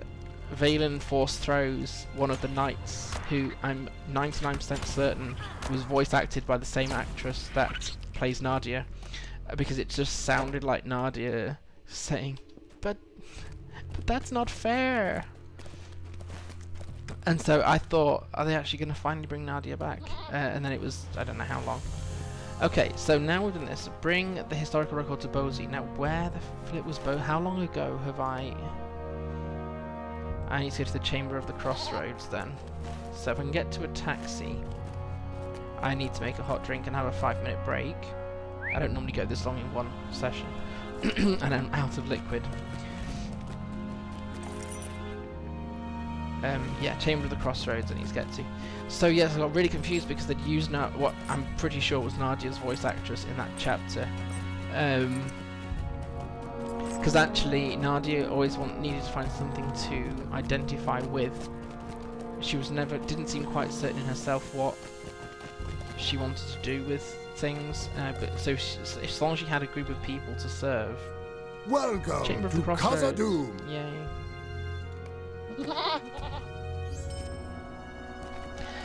I have been playing a lot more of the base game in the Old Republic recently. I don't like having lots of people stuck in Kotvi Kotat, but then I don't get rid of characters that easily either. However, the latest patch says they're honouring dailies better now, so when you complete the weekly in a daily area, you get a lot more CXP. This is going to really confuse people who only play LOTRO when they watch this back on YouTube. But I do get crossover talking both ways on stream, so that's cool. But yeah, so I might be able to actually finally find a decent use for some of the characters that I'm run out of content for, and do some of the dailies now. They actually are reward more than about 75 6p for the weekly.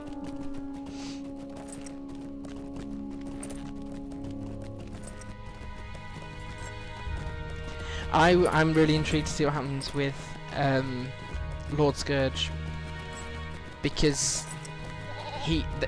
when you defeat Valkorion, it's the first time that Scourge has been free of the Emperor, my Lord the Emperor.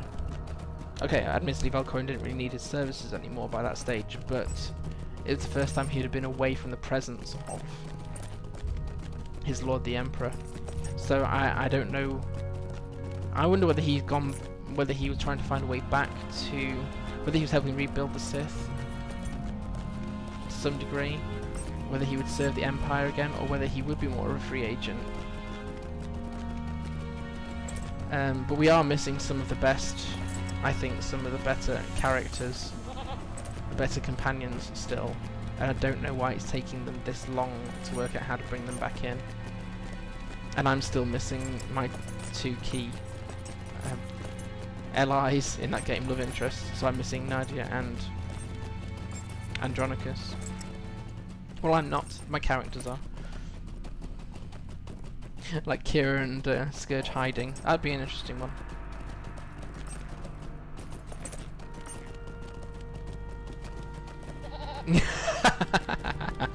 Well, yeah, you would, because at that point in the story you've been detached from everyone you knew, and as soon as you can get someone back that you used to know, I understand going for go and get Talos in that one.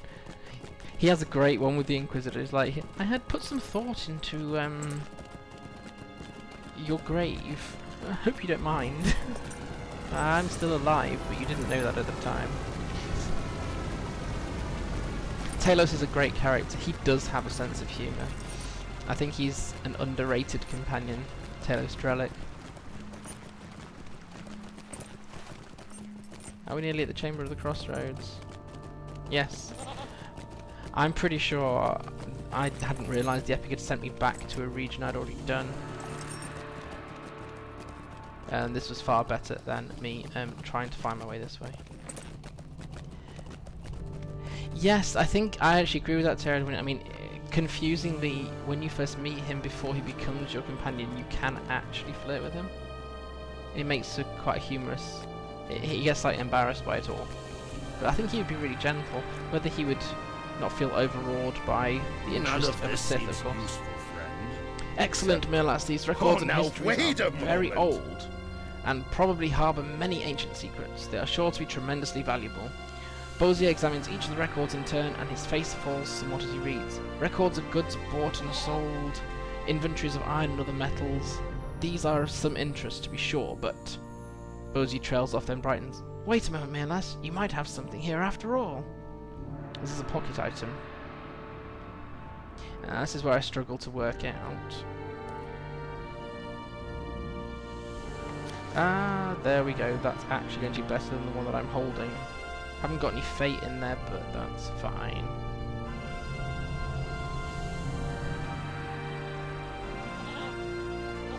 Adorable surface.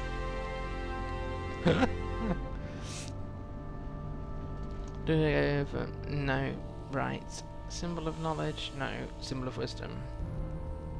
Yeah. Okay.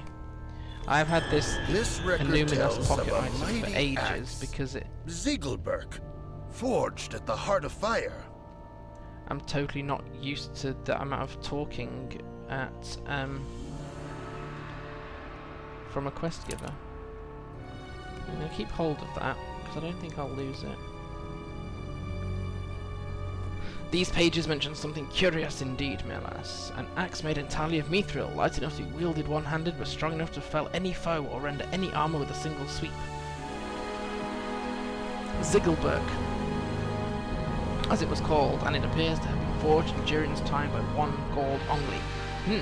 I've not heard of that name before. How can it be that one so skilled would not be remembered in legend? Because somebody else cursed him, if I'm right.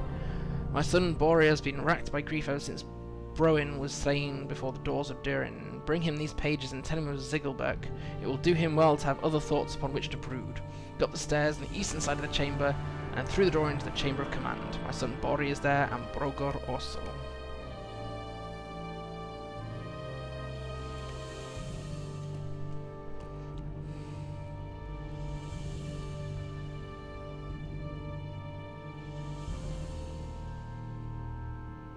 Yes, Terry Edwin, before I have my 5-minute break, if I had known that some companions were not being returned for 2+ game years, I wouldn't have started it on a good few of my characters, and now I try not to start it. My Twi'lek Talithakum is still really struggling without Andronicus, and is just ready to give up on the Alliance altogether. It's when you connect with your characters and you know what they're thinking and how they're feeling, it makes things harder on them. And you're the one making decisions for their life. Anyway, I'm gonna go make a hot drink, people, so I'll be back in 5 minutes or so. And we will carry on this epic, which I had totally forgotten we hadn't done. And we'll see where that takes us.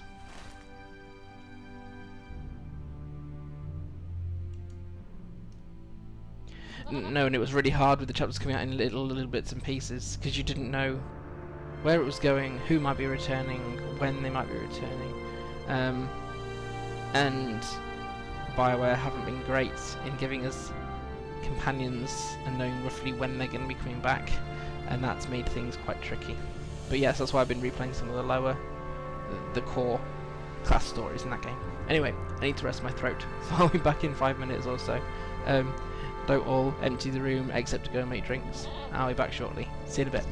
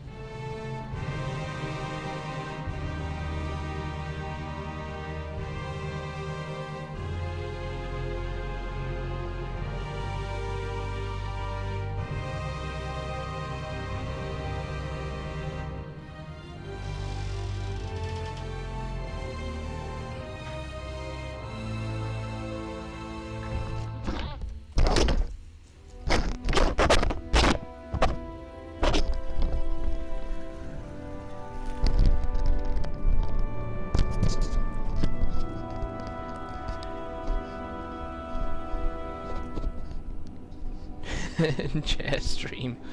I have to have breaks to get away from the screen, stretch a little bit, and definitely today get the liquid in me.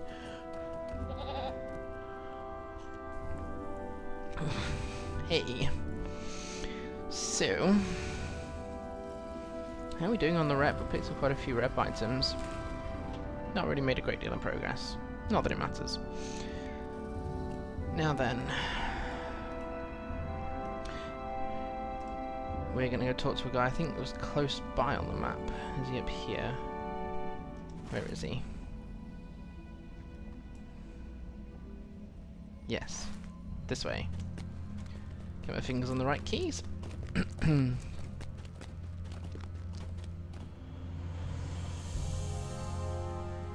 Where is this guy? He's not one of these, is he? No. Is he through the door? Is he through that door? The door. Very descriptive, thanks. Nope, it's not that one. That's one of the instances.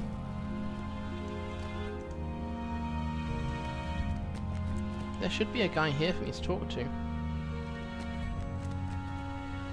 Or is that too easy?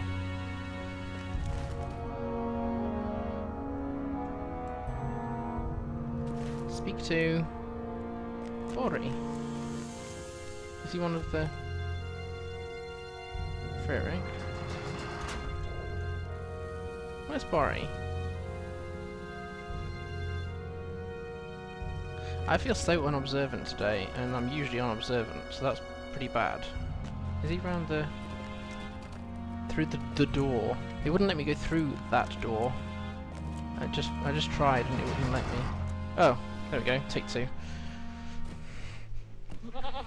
Oh look, here he is.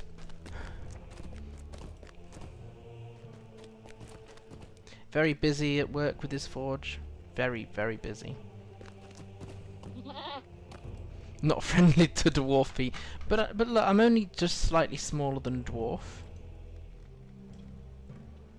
I am smaller, but I come up to his shoulders. It's pretty bad when you come up to the shoulders of a dwarf, isn't it? Brian would have loved to have seen But then this since place. getting my Bjorning, especially my male Bjorning, he just sort of towers over everybody. Alas, that Broin is not here, Myrlas. This is just the sort of adventure he would have relished.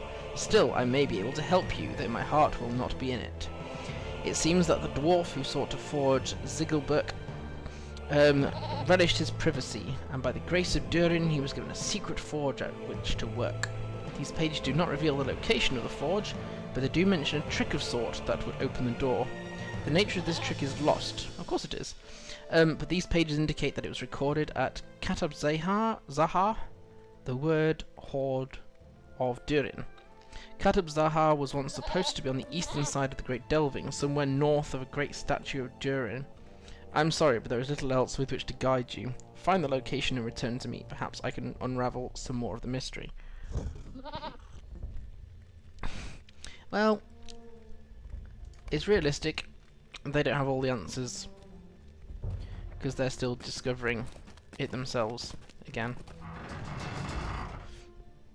It let me walk through it then the other way. So, somewhere north of the Great Delving, did it say? South of the Great Delving. Oh no, it is in the north of. So we need to go out the Chamber of the Crossroads and south. Okay.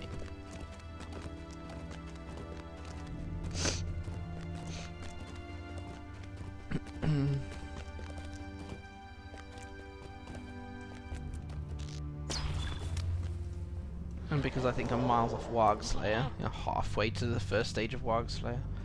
Let's take this one out while I'm... Oh! That's unusual. Isn't Khazad-dum the library? It would make sense. I've been to that library once already. This is why I'm really annoyed. Either the epic is actually flicking around, or that I missed it because it got bumped off the quest tracker. I wish we could keep like a sticky quest, as in you could pin one up here that never vanished however many you accepted. Because realistically I shouldn't keep the shouldn't ever lose the epic. Now then, I think I was wrong to come up here. Is there a different passageway south in this one? You can? How? So if I went to, not that one, that's the Angmar one. I don't want to pin that one.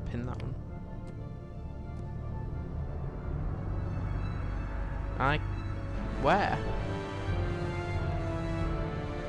I'm being really dense, so I'm sorry. How?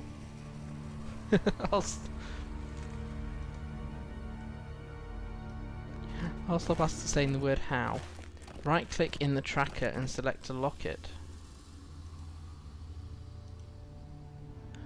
Ah! Yay! Thank you. Can you tell I've only been playing a year and a half? I'm so grateful to the LOTRO community. You're very patient, very generous, and very kind. I've come across very few people who have not been those things.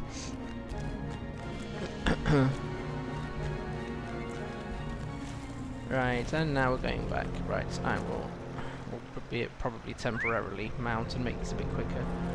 And I didn't even know that was right clickable.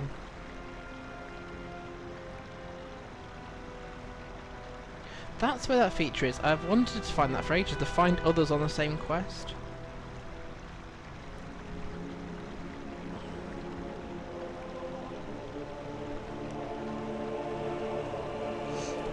I need to use that a bit more often, I think.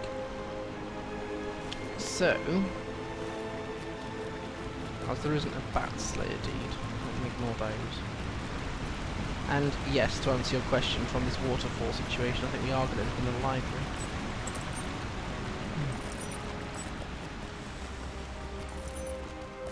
The LOTRO community has been awesome in so many different ways.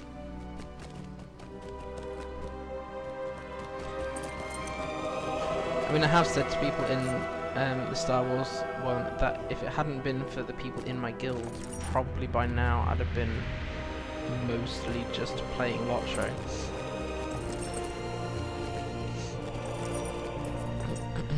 But I do like the community there too, the friends I've got in my guild. I just feel like the development on the Star Wars one is a bit too slow, and I don't like losing complete control of my own storyline, which is what's happening now.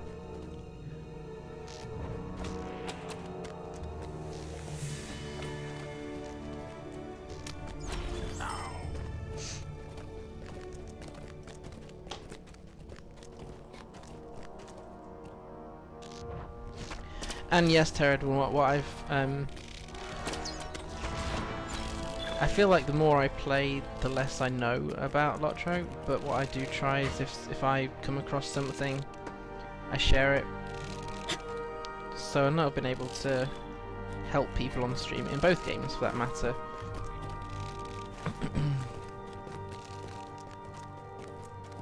So I do my best to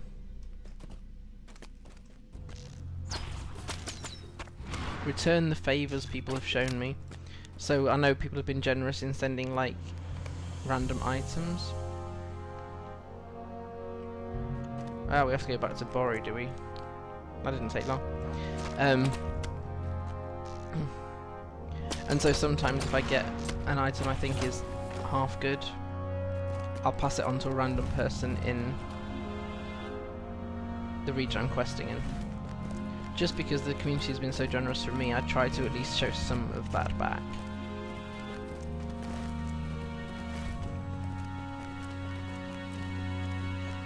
What I had been doing until recently was when I got extra chests, loot boxes that I didn't need or didn't want, I'd started to pass them on and just saying that when you get a key from deeds, then you can open it.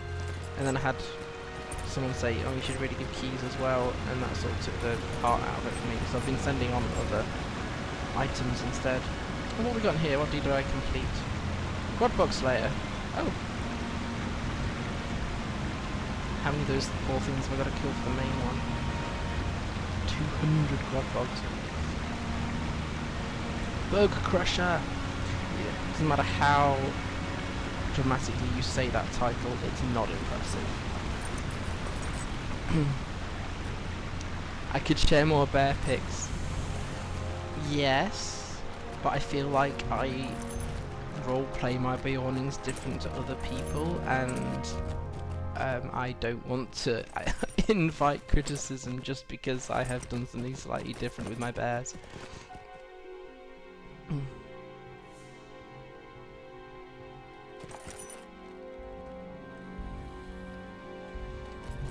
It's okay, Terran, but people have been more than generous enough to me, and I'm happy to earn my way. I'm not exactly rich, and because I don't have time in either game to play the internal market. But I mean, I've got 1900 gold across all 1, 2, 3, 4, 5, 6, 7, 8, 9, 10 characters on this server, and I don't need that yet. I suspect I will later, but there is no rush. I do need to I do want to give Myrlas a new outfit. He's had this one since forever. I can't remember when I first gave him this outfit, and I don't really. His original outfit was this one. This is him because he basically became really good friends with the Lost Oth, so he wears that one in cold places, and will do at Yulefest as well, because of him feeling at one with the Earthkin. But I do need a new outfit for Myrlas. I find it really hard to outfit hobbits. Most of my characters are on Evernight. I have 2 on Crick Hollow. I have a minstrel version of Myrlas on Crick Hollow that I play on Sundays. With both games I have this sort of main server, secondary server thing, so in the Old Republic I'm mostly on Red Eclipse, or whatever that's going to be called come a week's time, and a few on Shadowlands that I play on once a week. And with Lord of the Rings I have most things on Evernight, and 2 characters on Crick Hollow that I play once a week. It stalls, in one sense, progress overall, but as I'm not really in LOTRO for progression, just for relaxation, it doesn't matter. Darth Malgus. I have a major problem with saying, when someone says what server are you on, to say I'm on Darth Malgus. I don't think Darth Malgus would appreciate that.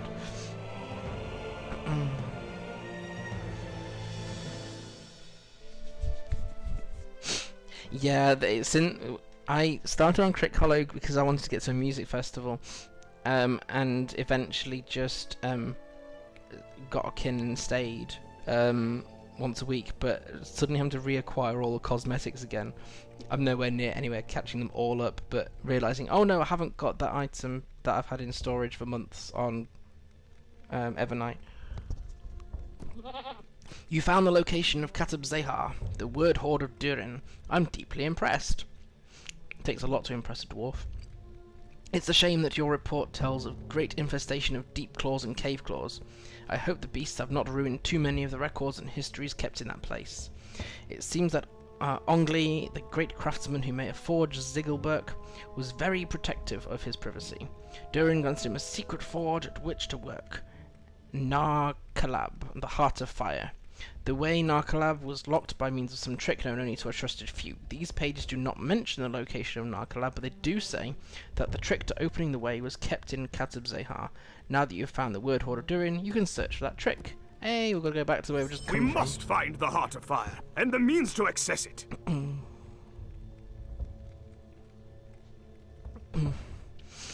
I've seen some screenshots from Weatherstock, and I believe you. I just don't trust myself creating a character on another server not to want to keep playing them. So I share what I can, and I try and listen to some things that people post when they do their festivals. But you get the huge crowds at Weatherstock, don't you? They really do. You have to turn your settings. I think they say if you're going to come to Weatherstock, you need to turn all your settings down to pretty much basic, because otherwise everybody suffers. If we can find both the location of the Heart of Fire and the secret opening to its doors, it could be that Ziggelberg will be returned to us from the darkness. I will ask the other dwarves of our expedition if they've come across any sign of Narkalab. Perhaps someone has encountered some clue, though I am not hopeful. You must return to Khazad-dum, the word horde of Durin, and search for the secret to opening the door. The deep claws you found will not make it easy, but you are strong enough to deal with them, and I get rewarded for killing them. Khazad-dum is on the eastern side of the Great Delving. I know, we've just been there. So, we need to defeat 14 cave claws, or deep claws, and search for this secret.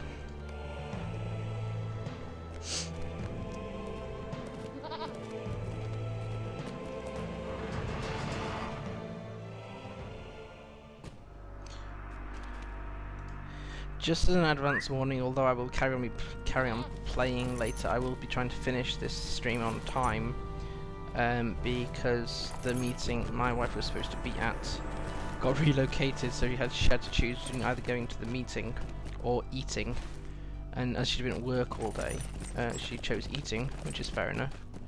I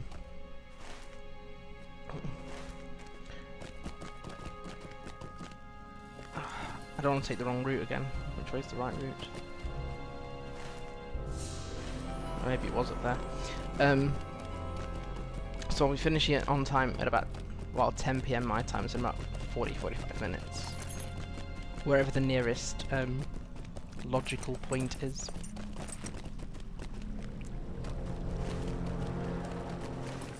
Oh look, I took the correct turning first time. Miracles do happen. Very rarely.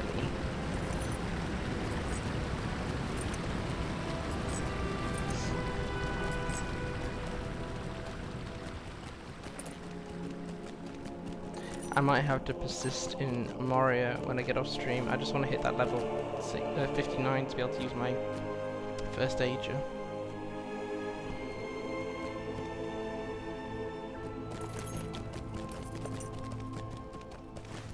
This way? Oh, I don't have to be in the library. Ah, okay. I just have to be near the library. I will have to go in for this secret to the lock. Some trick. Dwarves do not like to be tricked.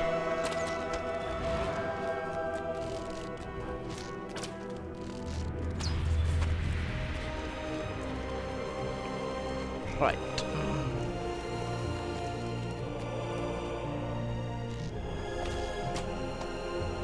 Clearly deep claws do not defend each other, because that one did not aggro when I was expecting it to.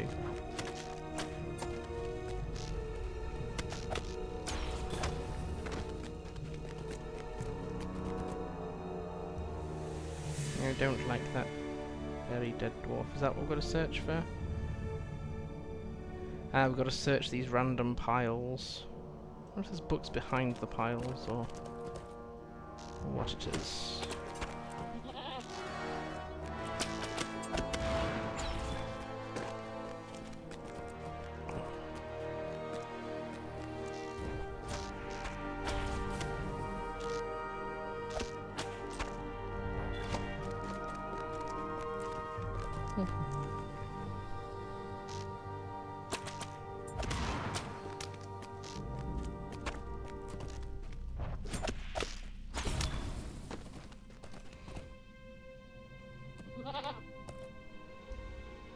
You search the foul-smelling nest, but nothing useful. Lovely.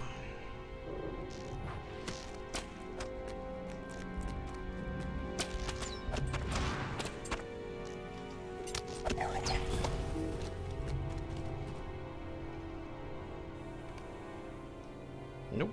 Another foul-smelling mess. Mess. Well, it is. Foul-smelling nest. This has to be the biggest concentration of deep claws I've found so far. Why they took to the library. But it means halfway to the Slayer Deed.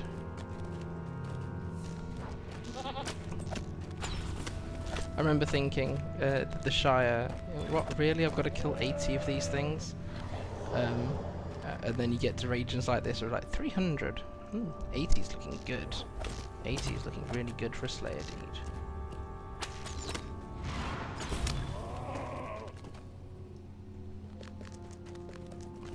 Not all the nests are searchable. All I'm doing is making my poor hobbit stink a bit more. Lovely.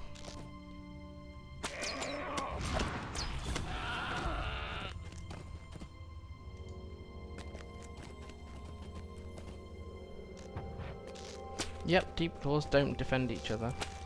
Neither do trolls, apparently. From being in the troll shores yesterday. You can attack one troll right next to another, and they just don't care about the others being attacked. They just keep out of the way. Upstairs. Okay.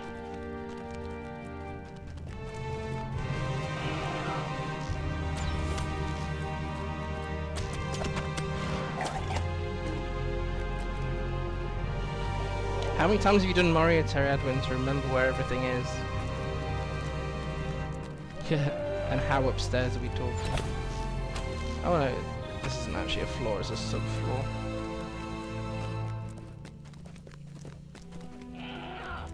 I feel such a rookie at this game. I love it to pieces. No, I'm happy to search if people are patient. I've got to kill deep claws anyway, so it makes no odds to me.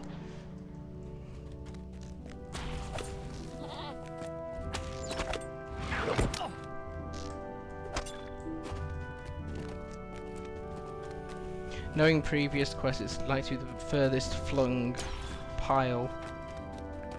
Oh, there was another deep claw there that I totally didn't clock. Wasn't looking at my mini map and I should have.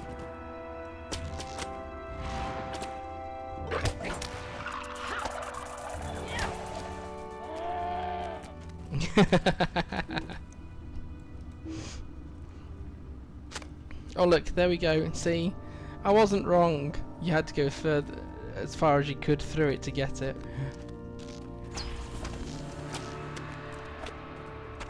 I'll just kill as many of these things on the way out as I can. Where are the stairs? Back down this way.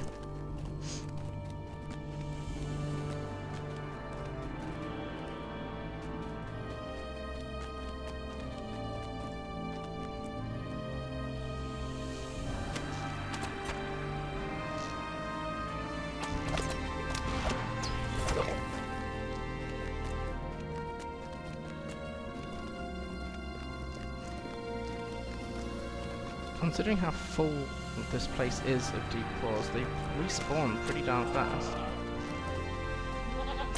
No, I'm not going to do the Slayer Deed while I'm here, just I knew I had to fire my way out anyway, so... And you're right, Moria is full of the things. Right, so we need to go back the way we came.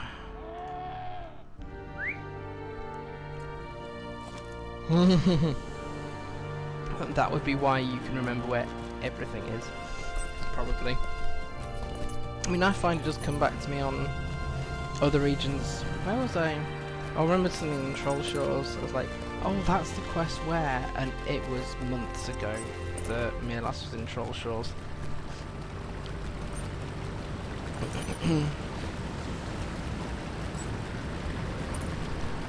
It's quite... I can't remember anything, you know, helpful in life, but I can remember where to find certain things in quests in game. Yay for priorities.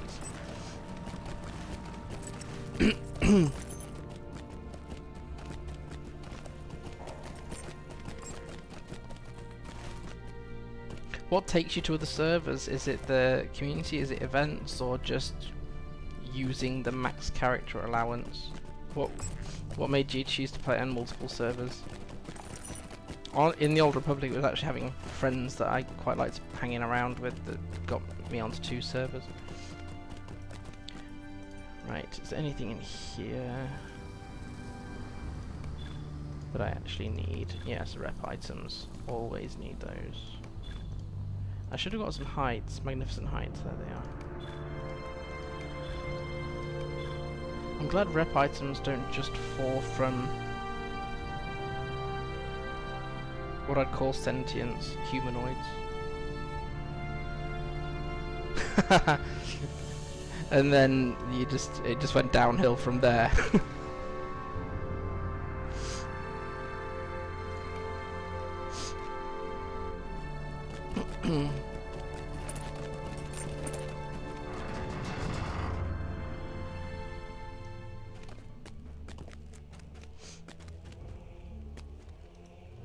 This must be it!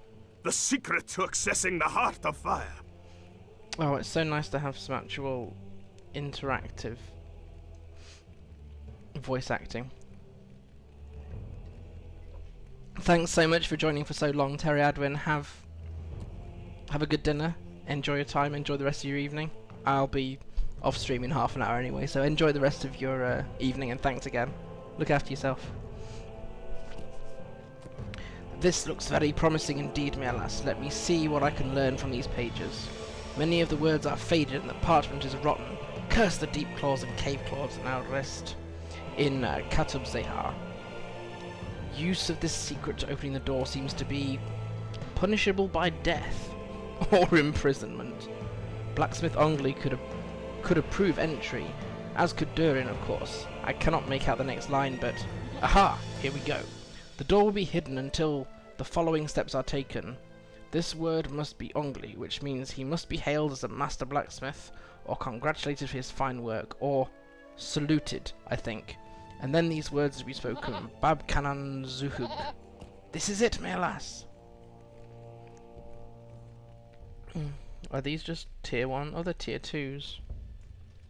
Do I have many tier 2s? What have I got equipped in this? Copper setting of power. I already have tier 2.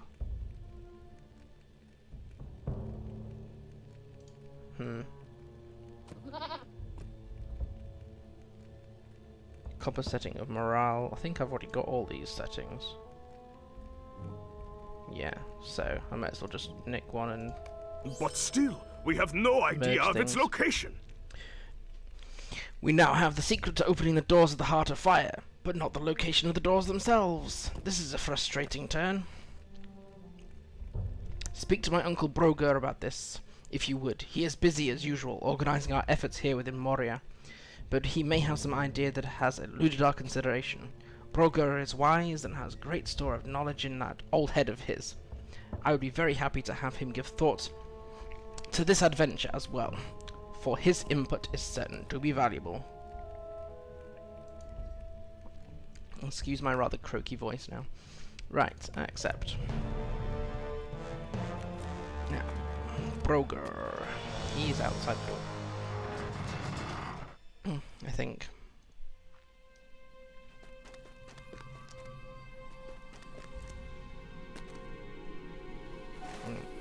No. Oh, was he through the door, or was I just being immensely dense?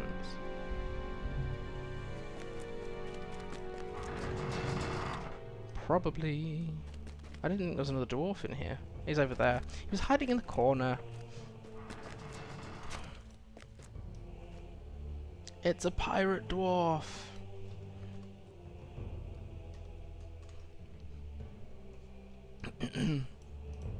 I do not have time for riddles. There's too much to be done. My nephew have told me this wild goose chase me last. How can we be certain that Nar Kahalab, this Heart of Fire, ever existed at all? We would have heard tales of such a fort, surely. And Ziggelberg, an axe made entirely of mithril? Ludicrous. This would have surely been featured in many of our tales before now, as all dwarfs would sing its praise until the end of time. You would have been better catching a wild red-horned goat than you would finding this ridiculous forge. This secret opening the door that you have recovered is nothing more than a mad dwarf's mutterings. I have had an idea. What if the goblins have found a Heart of Fire? Oh, you don't believe in it now, do you? I see. You will always have my respect for what you did before the doors of Durin, avenging my poor son with your excellent weapon. But I must be honest with you, I believe you are wasting your time. As long as you'll be traipsing around in the dark looking for this flight of fancy forge, you might as well accomplish something worthwhile. There seems to be... yes, goat. There seems to be a large goblin presence among the Silvertine Lodes, far to the south and below the Great Delving. As long as you are searching for this fabled Heart of Fire, you may as well slay goblins while you do it. Especially the ones that have moved into Gamelphilic, the Elder Mine. The goblins are many, and bringing an ally or two might be a good idea. Nah. In fact, why not steal some of their maps? They have long lived here in the darkness, and their crude maps may show a way to this mythical forge of yours, as well as being useful to those who are seeking paths that actually exist. Oh, he's such a wonderful cynic. Hey, why did my pet goat just get kind of left behind at the door? I have a few pets on Myrlas, but I thought it was appropriate to have the pet goat out at... Do I need to You can't select and resummon the goat. What if I change pets? And back to the goat. Follow it. There we go. It must be the instance thing. So, goblins. He said it was somewhere down in the Silvertine Lodes, didn't he? Yes. I wonder if I can get the taxi there then. These halls will be great What's the once more. nearest? Dolphin View? Probably Dolphin View. Unless Deep Descent is actually on here, which it's not, but it might be from Dolphin View. This is definitely more useful than 30 Alliance chests.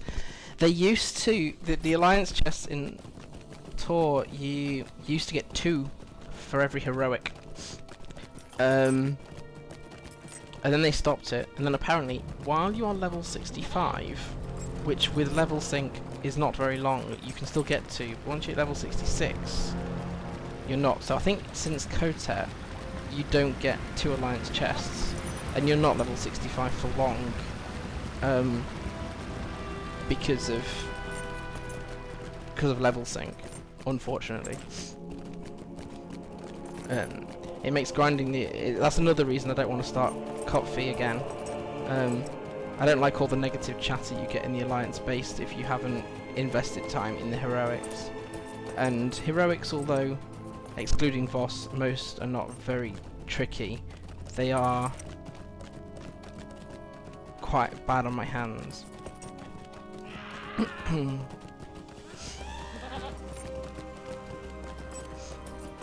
I thought we might have at least leveled up in 2.5 hours, but no, we're still quite a long way off. 70,000. I think it's because of the epic amount of travelling you have to do in Moria.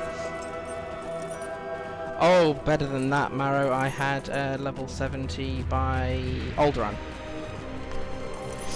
Much quicker if you do the class story plus the planetary story. You get there way before Corellia. So now let's go to Silvertine Lodes, which is through this door here. I think I thank you for those who told me how to pin a quest, because I need to make sure I don't lose the epic anymore.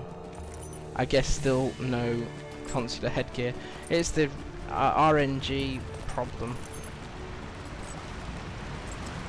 And yeah, because they're bound to legacy, you can't mail them to anybody, and because they don't have a really cool wardrobe feature like LOTRO does, you can't even put one in there. So we've got 4 crude maps and 18 goblins, or 4 maps and 18 crude goblins, depending on how you want to look at things. Oh look, Deep Claws. I never played ESO. I nearly looked at it, but I had already had to give up playing Skyrim because of its... I don't know what the actual proper term is, but I call it physical combat, in that you are moving a lot with the mouse, and it depends on your speed and precision, and I just ended up putting myself in pain when I played Skyrim. So I had to give up playing Skyrim. and things can just jump out at you and you don't know they're coming, so it doesn't work for me. There isn't a glowworm slayer, such a stupid thing like that, is there? Can't even see the glowworm we're talking about. Anyway, we're after goblins, else I'll keep getting distracted.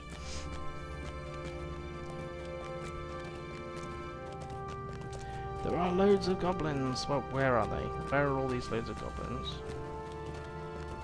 Yes, and because it's movement based, oh, I bet all the goblins are being killed by the other player who's followed me in here.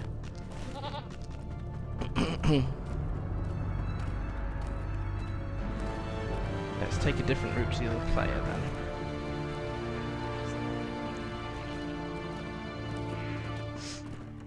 PvP is something I have only gotten into in Star Wars. And even then, very rarely. I have times when I just keep playing it, and then I have to stop because it's not good for the hands. But there's a Dragonet Slayer. There's definitely a Dragonet Slayer here. Yes, and I barely started it.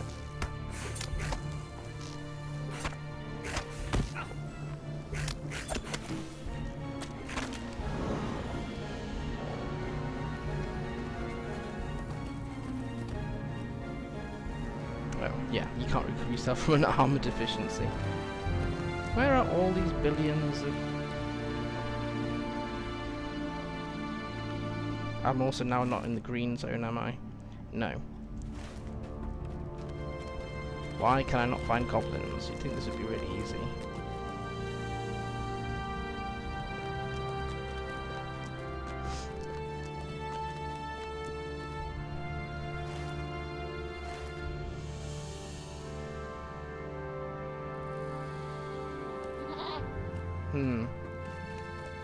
I need goblins and Moria, and it's not giving me goblins, and I've just busted my ankle. I don't really need glowworms. I came for goblins. I suspect using my passage of won't really help me because of the different levels going on here. I can try.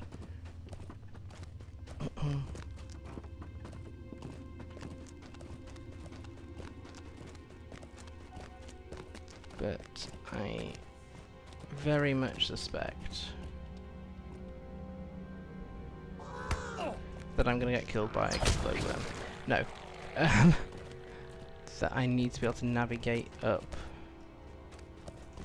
Well, might still be able to go up the level here. Only I've got to fight through really horrific... They make my skin crawl a little bit.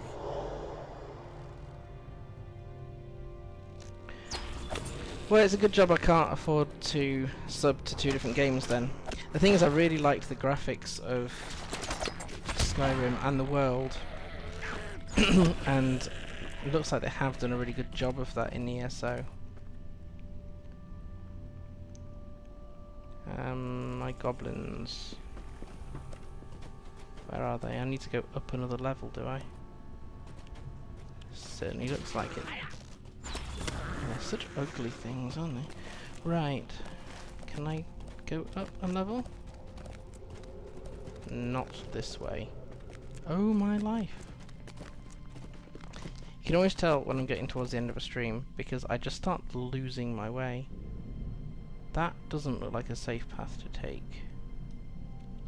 There.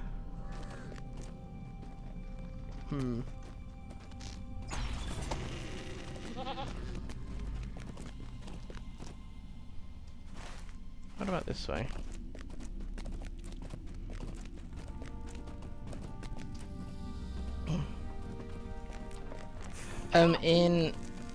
Yeah, so I usually played Wood Elf in Skyrim. Didn't much like High Elf. I think I did Imperial, but then fought for the opposite side. Because that's how things are. Oh well, at least there's that encouragement, thanks Maro. It's the different levels, and you know what? I found no goblins yet, and I really, really need to.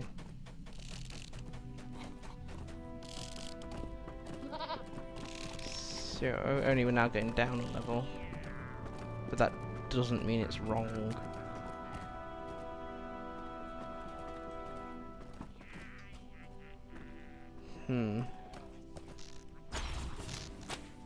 I can hear goblins. I heard goblin chatter.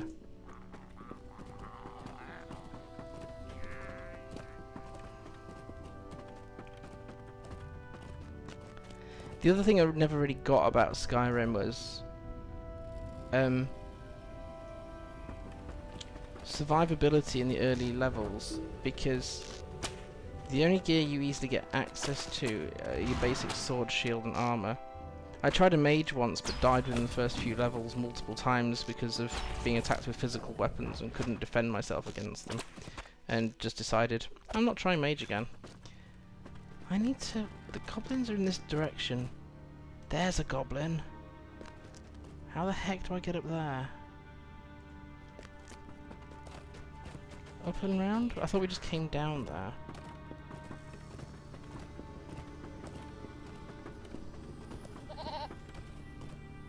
Mainstream players make them look worse. Unfortunately, you can't control how other players make your NPCs and ruling parties. I don't think I managed to get far enough into it to understand the intricacies of the story. I mean, I got a fair ways through. The other thing that made it really inaccessible for me personally, I need to find this route. I don't know if anyone knows this route around here. Other than that wasn't it. Is I need to get up there. How the heck do I get up there? I need to find the starting point without dying.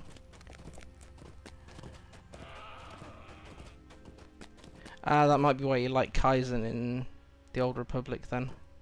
Because of the reptilian connection. Where is... oh, my life. Come on. I'm finding everything other than goblins because I can't find the way up the flipping path.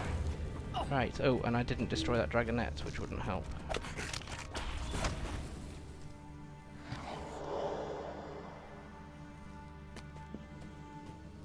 That's just a buttress, that's not a route. So...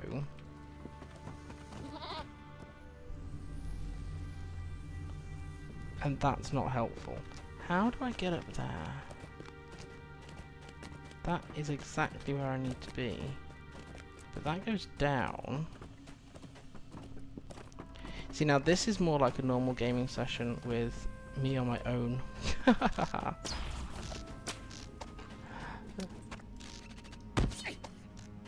I usually try and avoid this kind of thing on stream. Maybe I should just stick to the non-epic part of the quest that I was doing.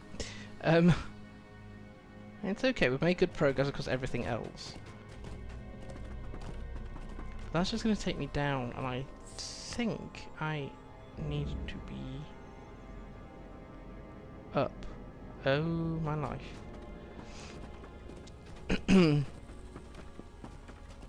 Haha, there is a... that looks like a path up. Whether it's the right one, of course. I think that with the Trandoshans not being playable, oh, that just takes me back there. Oh, darn it, I'm going to have to fight through the glowworms again. Any species whose default language is not basic in the Old Republic, you can't play. Trying to think what the species was I thought I wish I could play.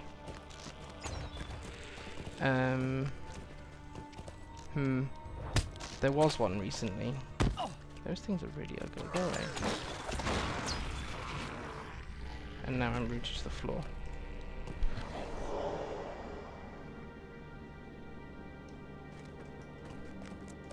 They're very crude maps, but this one in here is just, it's not useful. I mean, you can see the tracks, but in any area of any area of Moria is the levels. You don't know how high up you are, or need to be, or can go. Well, romance is not the only issue. Your general dialogues. I mean, given that you have somehow, of course, learned to understand all those languages, there's no real story reason why you couldn't have a romance with a non-basic speaker.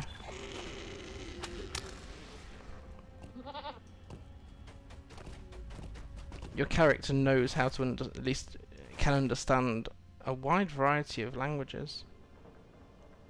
Now, is that the route? No, because that's the one that's the dead end. You go up there and you end up at a dead end, I think. So, it's not that way. Oh, that. Yeah, probably. Given that they used exactly the same animation for all kisses. Yes, probably.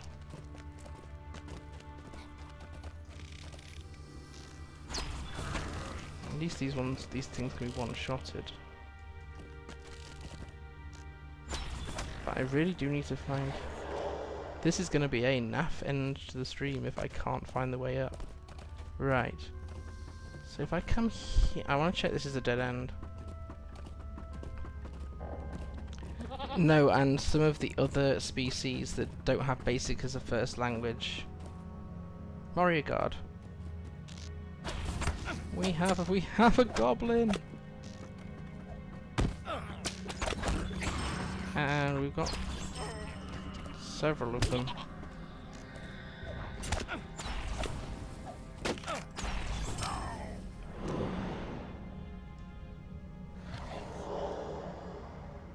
Several of the other non-basic speaking species also have different facial structures. Although a lot of them are humanoid, I'll grant you that. Okay, so we found a way up. Unfortunately, we need to find another way up. I highly suspect I won't be finishing this quest on stream, but we can try. So we can go down this track, because we've not yet.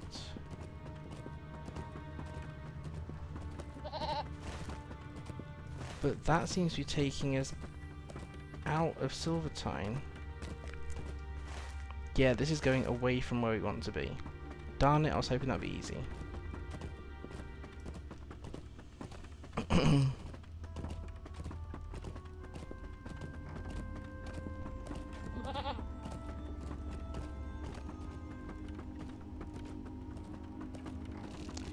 There's a lot of things that game developers have to take into account all at once, and it's not straightforward. I know we don't... I doubt any one player gets everything they'd want out of any one game, be it an MMO or any other game. You just gotta make sure that whatever you're playing on the whole, you're enjoying. On the whole. So, 99% of the time, possibly more, I really enjoyed Lord of the Rings. However, there are these certain regions where I really wish it was easier. Doldinan, for example, or the Lone Lands right in the northeast, because I'm in Moria and been talking Star Wars as well as Lord of the Rings. I can't remember what his name is now. Gartha Garwin and Agamauer. Yes, those areas. I don't enjoy those at all. They have to be done, and there are Slayer deeds and ways to get rep up there, but that doesn't make them enjoyable. But most of the time you got to enjoy it. So whichever game you pick, you got to think that on the whole, are you having fun? Are you enjoying what you're doing? If you're not, you need to change what game you're playing. Okay, Angmar, for the most part, isn't fun. It wasn't designed to be. And if it was too fun, you'd understand. You just have to listen to. You have to read your quest dialogues. Haragmar, yes. Not fun. Correct. But Angmar, yeah. I just had to hear the humour that some of the NPCs that you interact with have as a coping mechanism in Angmar. Or enjoy, like, the Earthkin's company, for example. Right, so we found...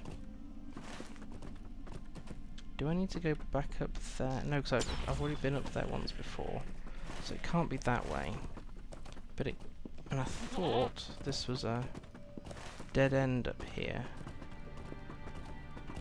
Which it is. But that track there is not. But that track there takes us out of it. What about...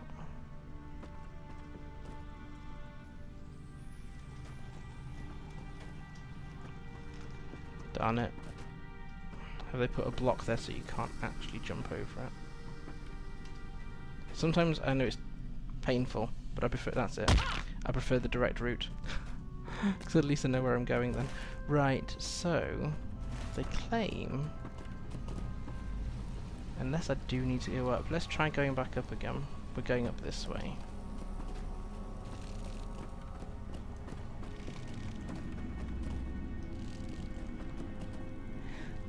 I had the same issue, if that's the right word. No, that's the friendly dwarf camp. With my hunter, with Myrlas, in fact. Where... Okay, I'd had my challenges, but nothing insurmountable up to that point. And then Angmar was like this sudden increase in difficulty that I hadn't seen coming. I was slightly over... slightly over geared and slightly over leveled, because that's the aim. But I just did not feel prepared for that level of challenge. Okay, I think I'm going to end up not finishing this one on the stream because I have the observation skills of a brick. Oh, flipping glowworms. Worms is really not the right name for them, are they? They're hideous things. No, and that's another dead end. And I'm not going to slay 74 of those things in place of finding what I want. Hunters have issues with long-range bosses. Yes, yeah, definitely.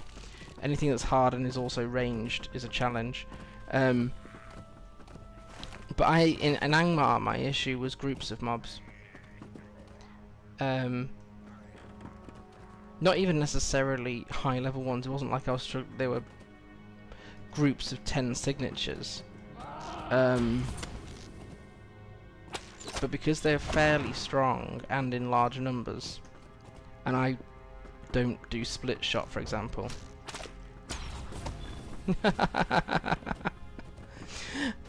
You must really, really, really want that mask meal.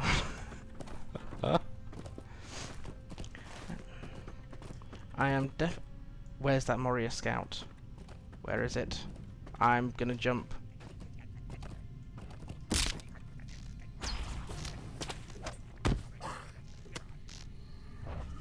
Whatever you're channeling, stop.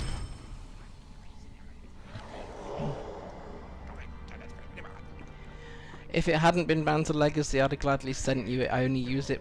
I use it temporarily on a new Inquisitor, but I might not be keeping said Inquisitor. I just don't connect to the character. But... So I only really use it on my Sith Assassin, which it works very well. And she has to be in full you must die kind of mode to use it as well. So she has a more casual attire when she's around people she at least vaguely trusts. It's ironic really, because it isn't a consular headgear, but it works really well as an assassin's mask. Explore. Right, we are one crude map short. which makes me annoyed. I want to finish this then while on stream because it would be annoying to not. I might have to accept defeat, but I don't do that easily. And we're now out the green zone again. And the only thing coming up with tab is... Ah, we didn't walk back the way that... Yeah, they are bound to legacy. I wouldn't mind giving it to you. I mean, you will still have to dye it when you do find it. Oh, might be on the right track. It's a goblin. It's not at all typical to a consular. But then again, I need to look up stuff about the Arcanian history, because like you get an Arcanian hyperdrive, for example, and it must mean something. It sounds the Arcanian hyperdrive is part of the smuggler story. Wow, they have a long aggro range. Either that or I was right over his head. I'm not sure which. Right, where is this last? If there are goblins down here, there is a chance. Oh, don't tell me I've got to go all the way down to find this thing.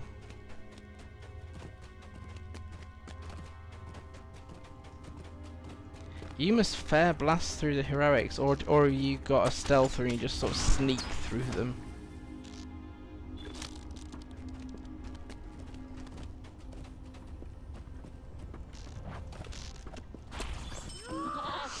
Yeah, I thought that other classes would be more casual for streaming, and they probably are, but given that I'm a hunter who should be able to, you know, find anything anywhere, Myrlas gets terribly lost, which is slightly embarrassing.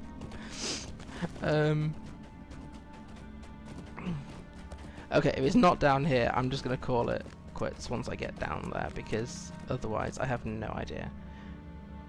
I need to get that path. Do I need to be up to go down? That would figure.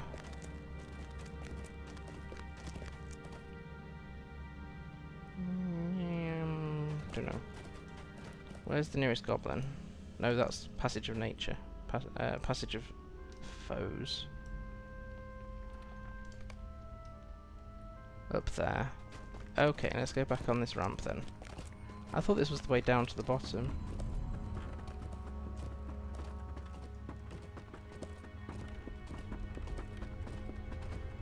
I still need to kill 3 goblins at least.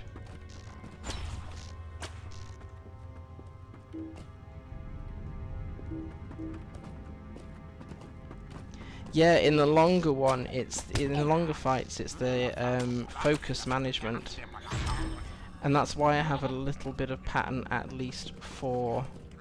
No, that's the map I got before. That's why I have a bit of pattern for shorter fights, because I don't try and one-shot everything. I try and not lose focus. So, although I'll start with a strong shots, I then use ones that will build focus before using more of them. So you do have to be careful with those that have limited resources. So I got a bit of coaching on my Guardian to not lose power, and learning slowly on Bjorning about building up enough rage before a fight. But it's nice not to have to worry about power management, so you win some, you lose some.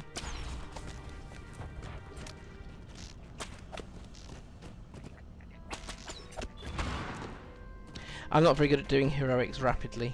Again, I have to be in the mood for it because it's quite intense gaming. For me personally, anyway. Where is this flipping note? It's got to be over in that direction somewhere, but I've got to get there first. Let's try up this path. I can understand burning through the heroics quickly on your assassin, because you can stealth through if you want to.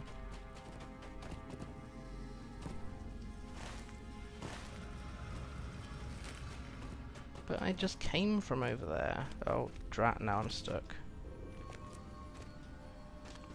Ah! can't jump everywhere in Moria, apparently. Look, goat. Right. I need to find this other note.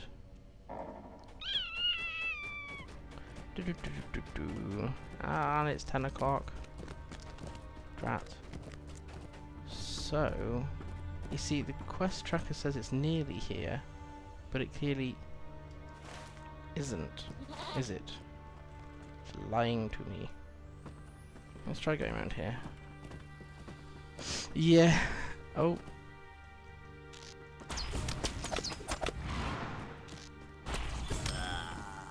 Oh, I didn't realise I hadn't got all the goblins. I now think I'm just going around in circles. And oh wait, I haven't been down here to check. Because you cannot tell from the map whether your thing that you're looking for is near you. You see my quest tracker is still flashing. It works on as though it assumes you're on a flat all the time. And says, well, if you're roughly within X coordinate, you're near it. In Moria, none of that applies. The note is not down here. Flip. In which case, I'm going to end up stopping with a quest so close to completion, but I could still be running around here for half an hour. And it really... or below, or above, exactly. And it's not really fair. You have to watch me running around in circles trying to find something, even if it is for an epic. But thanks to those people who have popped in and chatted. Chat has been busy today, so that's been great. I'm going to get out this little circle. I thought there were things down here, and there clearly aren't. At least not the kind of things that I'm looking for. It's been a very chilled session. I've not leveled at all in 3 hours, which should have been possible, but you don't turn in that many quests that quickly when you have to run around so much. There's the note! Haha! Yay! Have you got all the other consular ones then?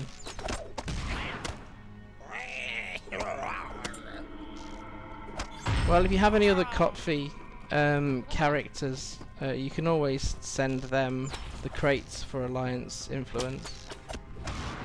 It's not completely lost. Obviously you can't do that once you've opened it. Look, we managed to actually, at the last stint, grab the last remaining note. I'm not going to try and make my way to the quest giver, I don't think. Where is my milestone? 21st hall. No, I won't be getting back to... I might be able to do it, because return to camp is in the Great Delving. And Broger is in...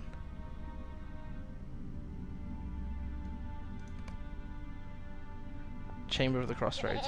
No, it's not fair to do this. Right, in which case I will be heading back to safety. And I will stop the stream there. Thanks for bearing with me.